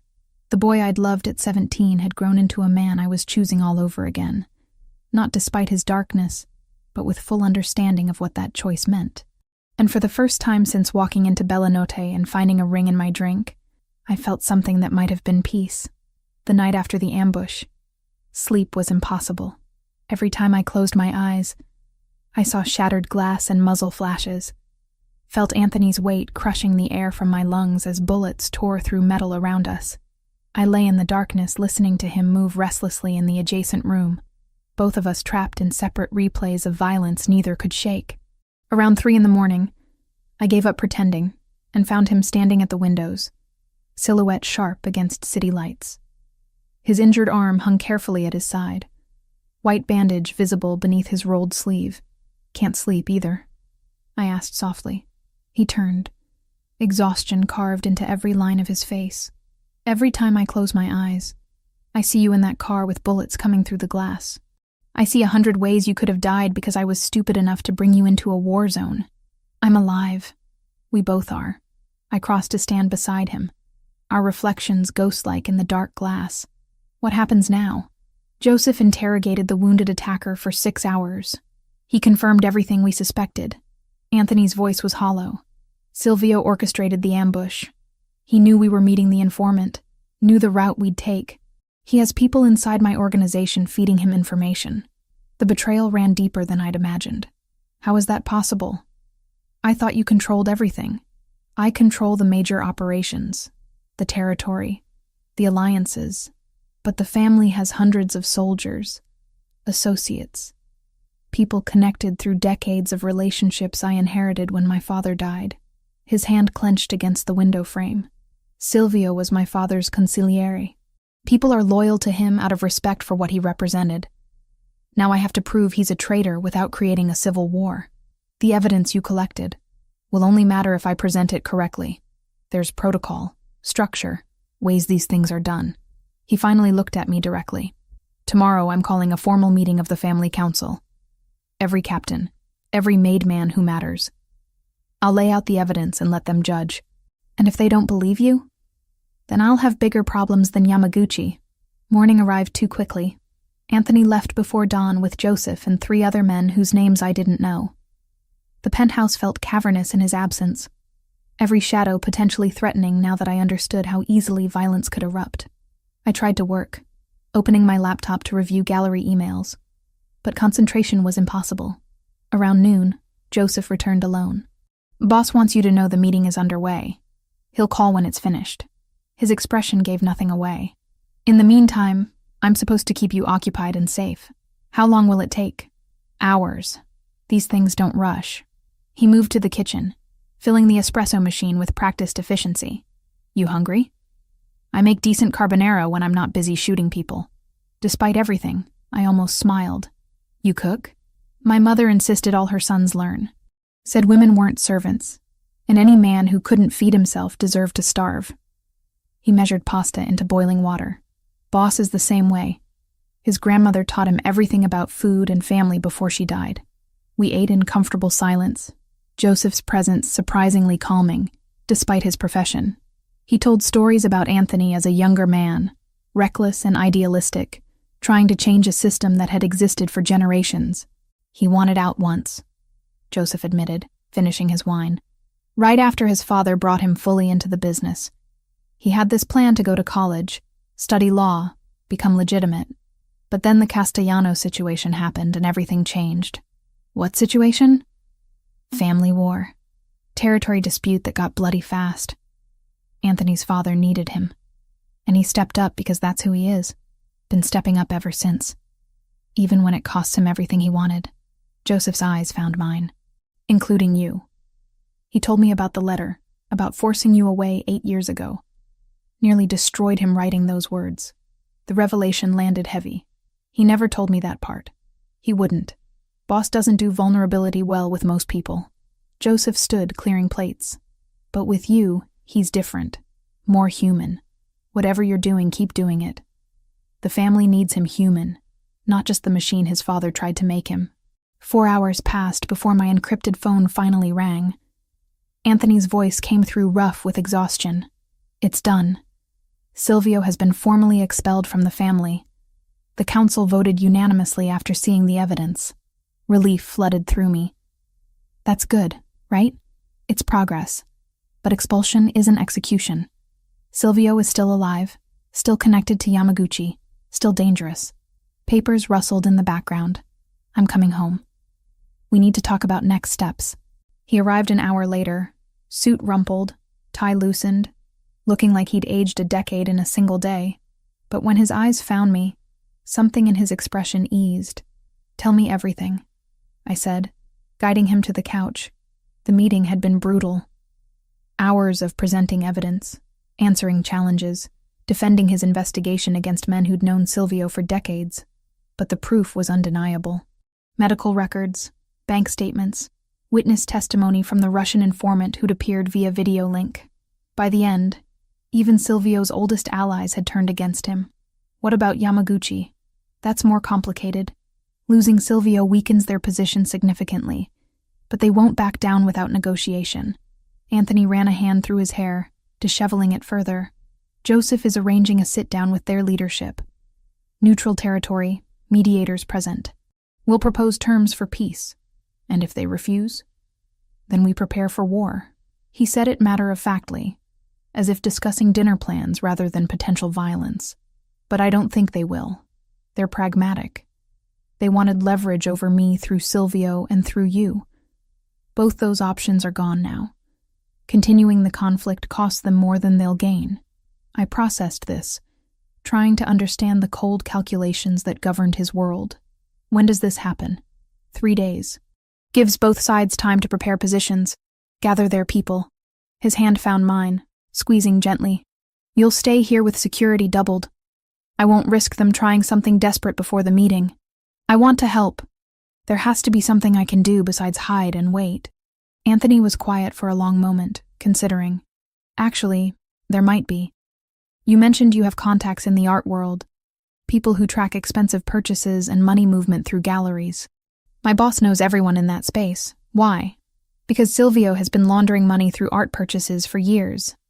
If we can track those purchases, trace the sales back to specific buyers, we might find additional evidence linking him to Yamaguchi. He pulled up his phone, scrolling through documents. Joseph found gallery receipts in Silvio's financial records. Pieces worth hundreds of thousands bought and sold through private dealers. My expertise finally had practical application in his world. Give me the names of the galleries and approximate dates. I can make calls, use professional connections to trace the transactions without raising suspicions. For the next 2 hours, we worked together at the dining table, Anthony providing information while I contacted gallery directors, curators, private dealers. My professional reputation opened doors that would have slammed shut for anyone obviously connected to organized crime. By evening, I'd traced 5 major purchases directly back to a shell corporation registered in Tokyo, with known ties to Yamaguchi. This is solid, Anthony said, reviewing my notes. Financial evidence they can't deny. Between what we already have and this, their position at the negotiation table just got significantly weaker. Pride swelled in my chest. Ridiculous under the circumstances, but undeniable. I helped. You did more than help. You gave us leverage that could prevent this from escalating into open warfare. He pulled me close, arms wrapping around me with careful pressure that avoided his injured shoulder. Thank you. That night, after dinner and wine and long silences filled with unspoken understanding, Anthony walked me to my bedroom door. We'd maintained separate spaces since the kiss in the kitchen. His determination to do things right holding firm despite obvious attraction pulling us together. But tonight felt different.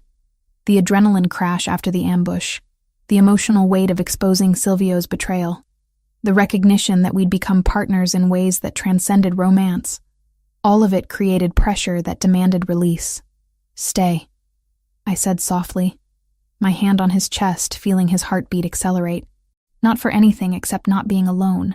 I don't want to be alone tonight. His internal struggle was visible. Propriety warring with desire. Finally, he nodded. Just to stay. Nothing more. We lay together on top of the covers, fully clothed, his arms around me while my head rested on his uninjured shoulder. No kissing, no escalation, just 2 people who'd survived too much finding comfort in proximity. I love you, he whispered into the darkness. I need you to know that. Whatever happens with the negotiation, with Yamaguchi, with any of this, I love you exactly as you are. The words unlocked something in my chest that had been locked since he'd disappeared 8 years ago. I love you too. I think I never stopped, just buried it deep enough that I could function. His arms tightened fractionally. After the sit-down, when things settle, I want to do this properly. Court you the way I should have when we were 17. Dates and flowers and asking permission instead of assumptions. I'd like that. We fell asleep like that, wrapped together, fully clothed, vulnerability and trust replacing the passion we'd denied ourselves. Outside, the city moved through its rhythms, police sirens and car horns, and the distant thrum of humanity that never truly rested. And somewhere in that vast urban sprawl, forces were aligning for a meeting that would determine whether the violence ended or escalated beyond our control. But in that moment, safe in Anthony's arms with his heartbeat steady beneath my ear, I chose to believe we'd survive whatever came next. Because we'd already survived the impossible. Finding our way back to each other after 8 years of distance and damage, everything else was just details. The council meeting took place 3 days later in a private room at one of the family's legitimate businesses, an Italian restaurant in the Bronx that had been serving red sauce and keeping secrets for 40 years. Anthony left before dawn, dressed in the dark suit he reserved for formal family business, his face already set in the controlled mask I'd come to recognize as his public persona. "Stay with Joseph," he said at the door, pressing a kiss to my forehead. "Don't leave the building for any reason. We don't know how Silvio will react when he realizes what's happening." By noon, my nerves were frayed from waiting. I paced the penthouse, unable to focus on work or reading or anything that required sustained attention. Joseph made coffee I didn't drink and offered reassurances I couldn't believe. The call finally came at 3:15. Anthony's voice was tight with controlled emotion. "It's done. The council voted unanimously to expel Silvio from the family. He's been stripped of rank, protection, and all claims to territory or operations." What does that mean in practical terms? It means he's nobody. An outcast. Anyone who helps him becomes an outcast as well. Papers rustled in the background. The evidence was undeniable. When the council saw the video of him administering poison to my father, saw the bank transfers, heard the testimony, even his closest allies turned on him. Relief flooded through me so intensely my knees went weak. So it's over? The internal threat is neutralized. But Yamaguchi is another problem. His voice dropped lower.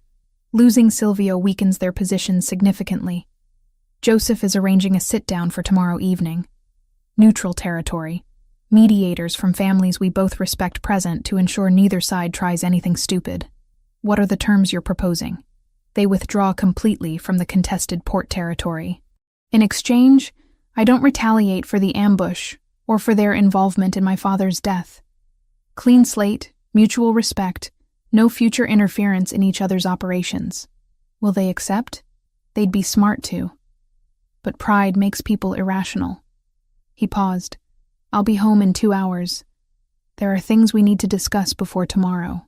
When he finally walked through the door, exhaustion and victory warred on his face.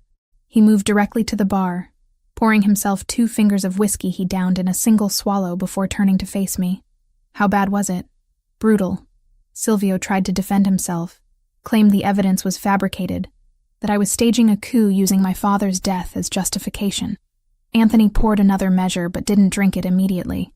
But the medical examiner's report was official, stamped and signed. The bank records came from government sources Joseph's contacts accessed legally. There was no denying what he'd done. How did the council react? Old Guard was devastated. These were men who'd worked beside Silvio for decades, trusted him with their lives and businesses.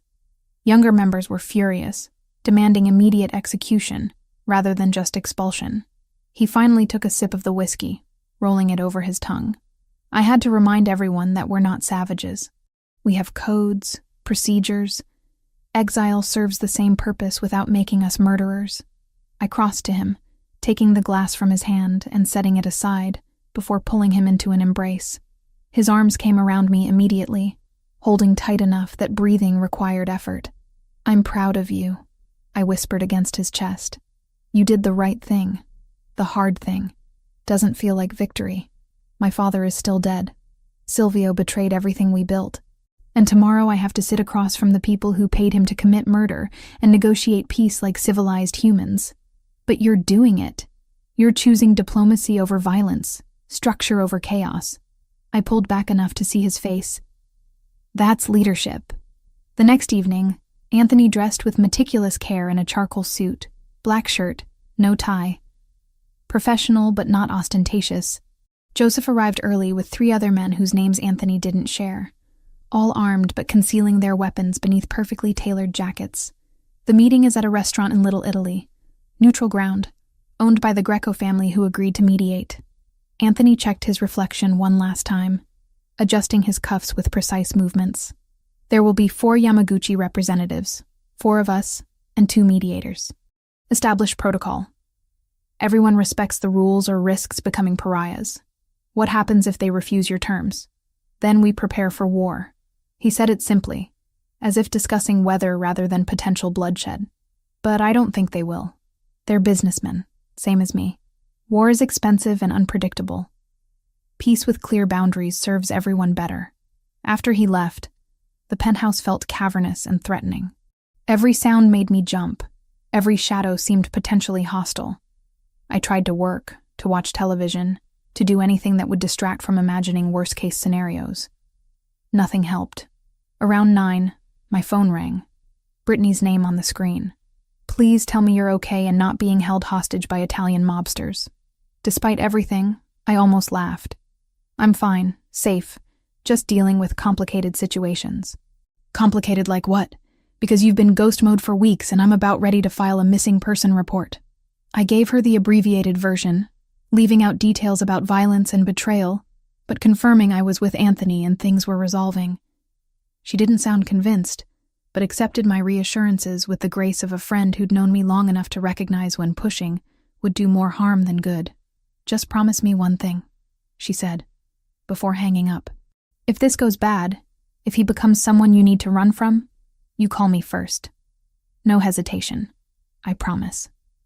After midnight, the door finally opened. Anthony walked in flanked by Joseph, both of them alive and apparently unharmed. The relief that crashed over me was physical, leaving me lightheaded. It's done, Anthony said, his voice carrying exhaustion but also satisfaction. Yamaguchi accepted our terms. Full withdrawal from port territory, formal apology for the ambush, reparations paid to the family for damages and loss of operations during the conflict. They agreed to all that? They didn't have much choice. We presented evidence linking them directly to Silvio's activities, showed how their involvement violated agreements between our organizations going back decades. He shrugged out of his jacket, draping it over a chair. The mediators made it clear they'd face sanctions from other families if they continued the conflict. Isolation in our world is death. So it's really over? The active threats are neutralized. Silvio is expelled and powerless. Yamaguchi is withdrawing. You can go back to your life, your apartment, your normal routine. He moved closer, taking my hands in his. Which brings me to what I wanted to discuss. My heart rate accelerated for entirely different reasons. Okay, I know we've been living in crisis mode, making decisions based on immediate threats rather than what we actually want. His thumbs traced circles on my palms, but now things are settling. The danger has passed, which means you have a real choice to make. About us. About whether there's an us.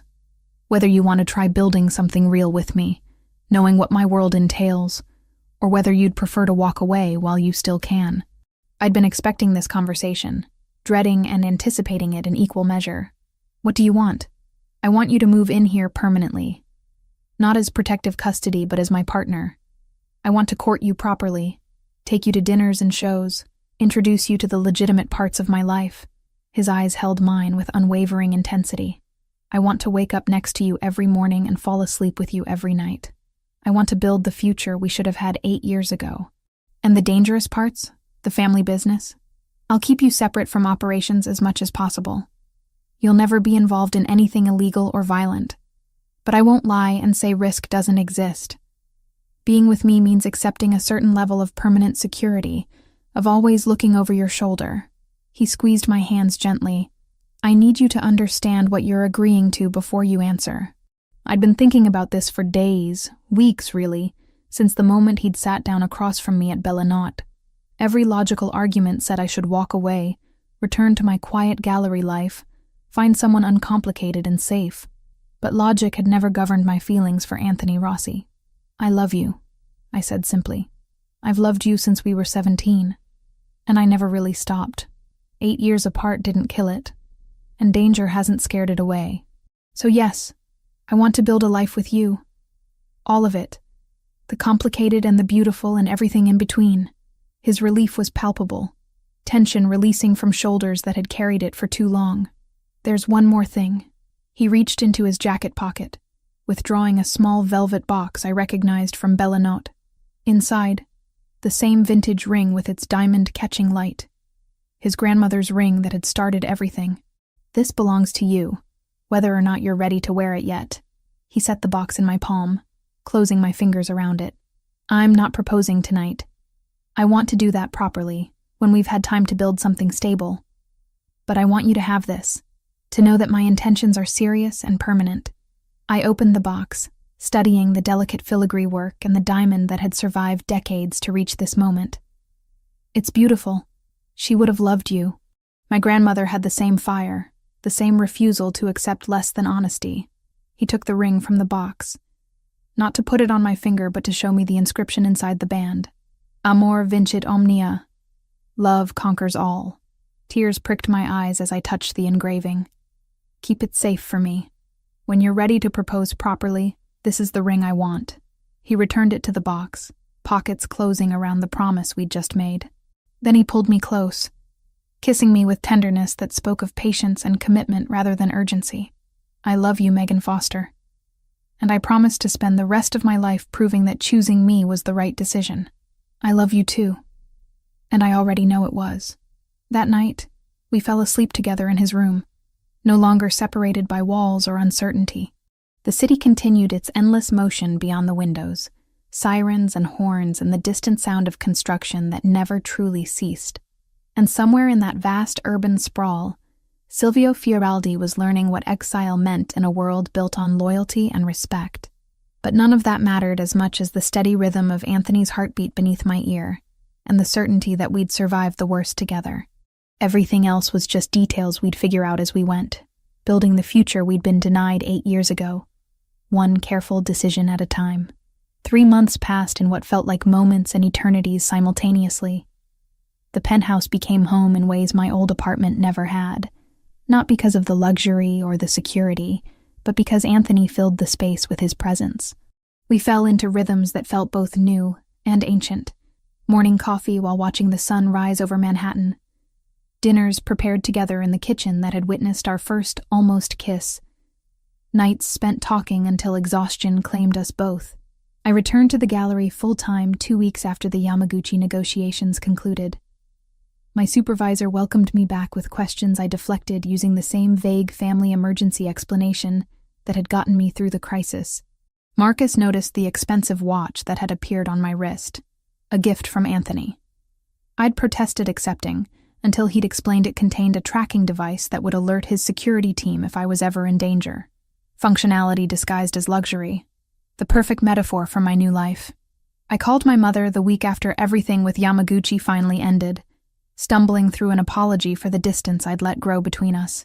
She didn't ask for details I couldn't safely give.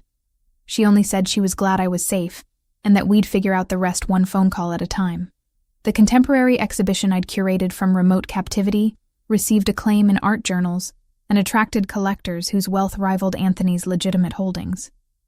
Mrs. Liang, the donor who'd withdrawn her offer during my absence, returned with an expanded proposal after seeing the installation's success. Professional vindication felt sweet, proof that I could maintain my identity despite the complications Anthony's world introduced. Brittany remained my closest friend and sharpest critic, visiting the penthouse weekly with wine and unsolicited opinions about my relationship choices. She'd accepted Anthony with grudging approval after he'd arranged for her marketing firm to handle publicity for one of his legitimate restaurant ventures, a gesture that demonstrated respect for people I valued. "He's growing on me," she admitted during one visit, watching Anthony expertly prepare dinner while Joseph provided running commentary from his position at the counter. "Still not sure about the whole crime family thing, but at least he treats you like an equal instead of a possession. That's high praise coming from you. Don't let it go to your head. I'm still watching for red flags." She took a sip of wine, eyeing Anthony with the assessment of someone who'd helped me recover from too many bad relationships. "But so far, green flags only, which is either genuinely good or he's playing a very long game." "It's genuinely good," I said with more certainty than I'd felt about anything in years. Anthony had kept his promise about courting me properly. Dinners at restaurants that required reservations months in advance, tickets to Broadway shows in private boxes, weekend trips to vineyards in upstate New York, where autumn painted the landscape in shades of fire. He introduced me to the legitimate side of his empire, the restaurants and construction companies and import businesses that operated within legal boundaries, people who knew him as a successful entrepreneur rather than a crime boss. But he never hid the other aspects either. Security remained constant but unobtrusive, Joseph and his rotating team maintaining their vigil without intruding on our privacy. Occasionally, Anthony would receive calls that required him to leave at odd hours, returning with tension in his shoulders that only eased after I'd held him and let him process whatever darkness he'd encountered. "I won't lie about what I do," he'd said early on, establishing the ground rules for our relationship. "But I'll keep you separate from operations. You'll never be complicit, never be at legal risk. That's my promise to you. And the moral risk? Knowing what you do but choosing to love you anyway? That's a choice only you can make. I won't judge you for walking away, but I will judge myself for asking you to stay." His honesty, brutal and complete, had cemented my decision more than any romantic gesture could have. One evening in late February, Anthony returned from a legitimate business meeting with an energy I recognized as anticipation poorly concealed. He changed out of his suit, opting for dark jeans and a sweater that made him look younger, more approachable. "I want to take you somewhere," he said, offering his hand. "No security detail, no plans. Just us." We walked through Brooklyn as twilight transformed the city, streetlights flickering on in sequence while the last daylight bled from the sky. Anthony led me to Coney Island, to the pier where he'd mentioned they used to meet as teenagers. The beach stretched empty in both directions, winter having claimed it from summer crowds. "I used to come here after particularly difficult days," he said, leaning against the railing while waves crashed below. "My father would demand things I wasn't ready to do, make decisions I couldn't understand. I'd come here and imagine a different life, one where I was just Anthony instead of the heir to an empire built on violence and compromise. Do you still imagine that life? Sometimes, but less than I used to." He turned to face me, the pier lights casting his features in gold and shadow. "Because the life I have now, with you in it, is better than anything I imagined back then." My breath caught as he reached into his pocket, withdrawing the small velvet box I recognized from months ago. My heart hammered against my ribs as he opened it, revealing his grandmother's ring catching the pier lights with inherited brilliance. "Megan Foster, I've loved you since I was 17 years old. I loved you through 8 years of separation, through threats and danger, and every moment that should have convinced me to let you go." He knelt on the weathered boards, oblivious to passing joggers who slowed to watch. "I want to spend the rest of my life proving that choosing me wasn't a mistake. Will you marry me?" Tears blurred my vision as I nodded, words failing me until I could finally choke out, "Yes. Yes, of course, yes." He stood, sliding the ring onto my finger where it settled like it had always belonged there. The inscription inside the band pressed against my skin, a reminder written in another language that love conquered everything, even the obstacles that should have destroyed us. The kiss that followed held promises and gratitude, commitment and relief. When we finally broke apart, both breathless and grinning, I noticed the small crowd that had gathered, tourists and locals alike applauding this moment of witnessed happiness. "We should celebrate," I said, admiring the way the ring looked on my hand. "We will, but first, there's something else." He took my hand, guiding me back toward the boardwalk. "I made arrangements for a proper engagement party next month. Family and friends, the people who matter to both of us. Brittany's already coordinating with Joseph on the guest list. You've been planning this for weeks, waiting for the right moment, the right words, the right everything." His thumb traced the ring on my finger. "You deserve perfect, Megan. Even if my world isn't perfect, the way I love you should be." We celebrated that night at Bellinata, the restaurant where everything had begun. Anthony had reserved it entirely for us, the staff preparing a feast, while we sat at the same table where I'd found his grandmother's ring floating in my drink months before. The symbolism wasn't lost on either of us. How far we'd traveled from that night of uncertainty and fear to this moment of chosen commitment. "To us," Anthony said, raising his glass. To surviving the impossible and choosing each other anyway. To love conquering all. I replied, echoing the inscription on my ring. The engagement party happened on a Saturday in March, spring finally beginning to thaw the city after winter's grip. Anthony had rented space at one of his legitimate restaurants, a place elegant enough for his world, but approachable enough for mine. Brittany arrived early, helping me into the dress we'd chosen together.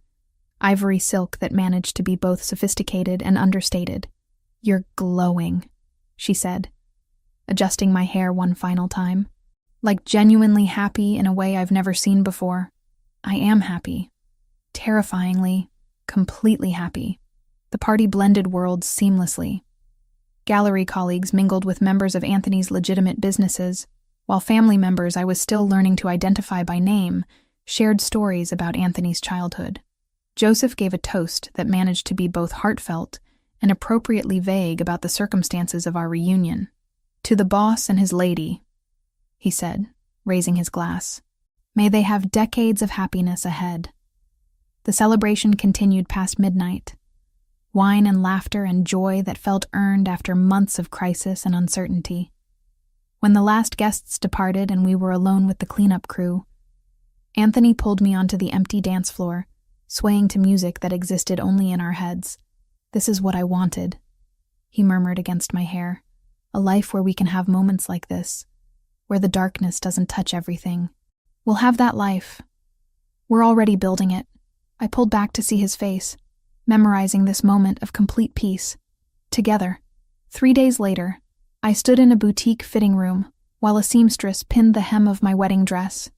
Ivory lace and silk that had been custom-made to my measurements. Simple but elegant. Traditional but with modern touches that reflected who I'd become. The ceremony was scheduled for early June. An intimate affair at a historic church in Brooklyn, followed by a reception at Bellinate. "You're thinking too hard," the seamstress said, studying my reflection. "Trust the dress. It knows what it's doing." But I wasn't thinking about the dress. I was thinking about how far I'd traveled since receiving that mysterious invitation. How the girl who'd walked into an expensive restaurant expecting danger had found love instead. How the boy I'd known at 17 had grown into a man who balanced darkness and light, with the skill of someone who'd learned those lessons through blood and sacrifice. The wedding planning consumed the following months, details coordinated between Brittany and Joseph with the precision of military strategists. Anthony remained involved but deferred to my preferences on everything from flowers to music, his only request being that we incorporate his grandmother's recipes into the reception menu. "Family traditions," he explained when I asked about his insistence on specific dishes. "I want her there in spirit, want you to understand the heritage you're joining." The rehearsal dinner happened on a Friday evening in early June, warm air carrying the scent of summer while the city hummed with energy. We gathered at a private room in one of Anthony's restaurants. Immediate family and closest friends sharing stories and laughter that built to the following day's celebration. Joseph stood to give another toast, this one more personal than his engagement party speech. "I've known the boss since we were kids running the streets together, getting into trouble that would have landed us in jail if we weren't careful. I've watched him build an empire, make impossible decisions, sacrifice everything for the people he's responsible for protecting. But I've never seen him happy until Megan walked back into his life, to happiness, to love, and to the family we choose." The wedding day dawned clear and perfect, summer arriving fully with warmth that felt like blessing. I woke early in the penthouse that would soon officially be ours rather than mine by circumstance, watching the city come alive beyond the windows. By afternoon, I stood in the church vestibule with Brittany making last-minute adjustments to my dress, while organ music filtered through the doors. "Last chance to run," she joked, though her eyes were wet with tears. "I have a car waiting just in case. I'm exactly where I want to be." The ceremony passed in a blur of candlelight and flowers, traditional words spoken in Italian and English, while everyone who mattered witnessed our commitment. When the priest pronounced us married, and Anthony kissed me with the confidence of someone who'd waited years for this exact moment, the applause that erupted felt like benediction. The reception at Bellinate celebrated everything we'd survived and built together. Food prepared from recipes Anthony's grandmother had perfected. Wine from vineyards we'd visited together. Music that made people dance until their feet protested. Around midnight, we slipped away to a corner table, stealing a moment of privacy in the chaos of celebration. "Mrs. Rossi," Anthony said, testing how my new name sounded. "How does it feel?" "Perfect. Terrifying. Like jumping off a cliff and discovering I could fly." I leaned against him, exhausted and happier than I'd imagined possible. "Worth every risk. We're going to be happy," he said with the certainty of someone who'd fought too hard to accept any other outcome. Not perfect, not without challenges, but genuinely, fundamentally happy. "I believe you." And I did, because we'd already survived the impossible, had found our way back to each other through circumstances that should have destroyed any hope of connection. Everything else was just details we'd figure out together, building the life we'd been denied 8 years ago, one careful decision and hard-won moment at a time. The city continued its endless motion beyond Bellinotta's windows. 8 million people pursuing their own dreams and disasters while we celebrated ours. And somewhere in that vast urban sprawl, the boy I'd loved at 17 and the man I'd chosen at 26 merged into one complete person, mine in every way that mattered, for all the imperfect, beautiful years ahead. The end.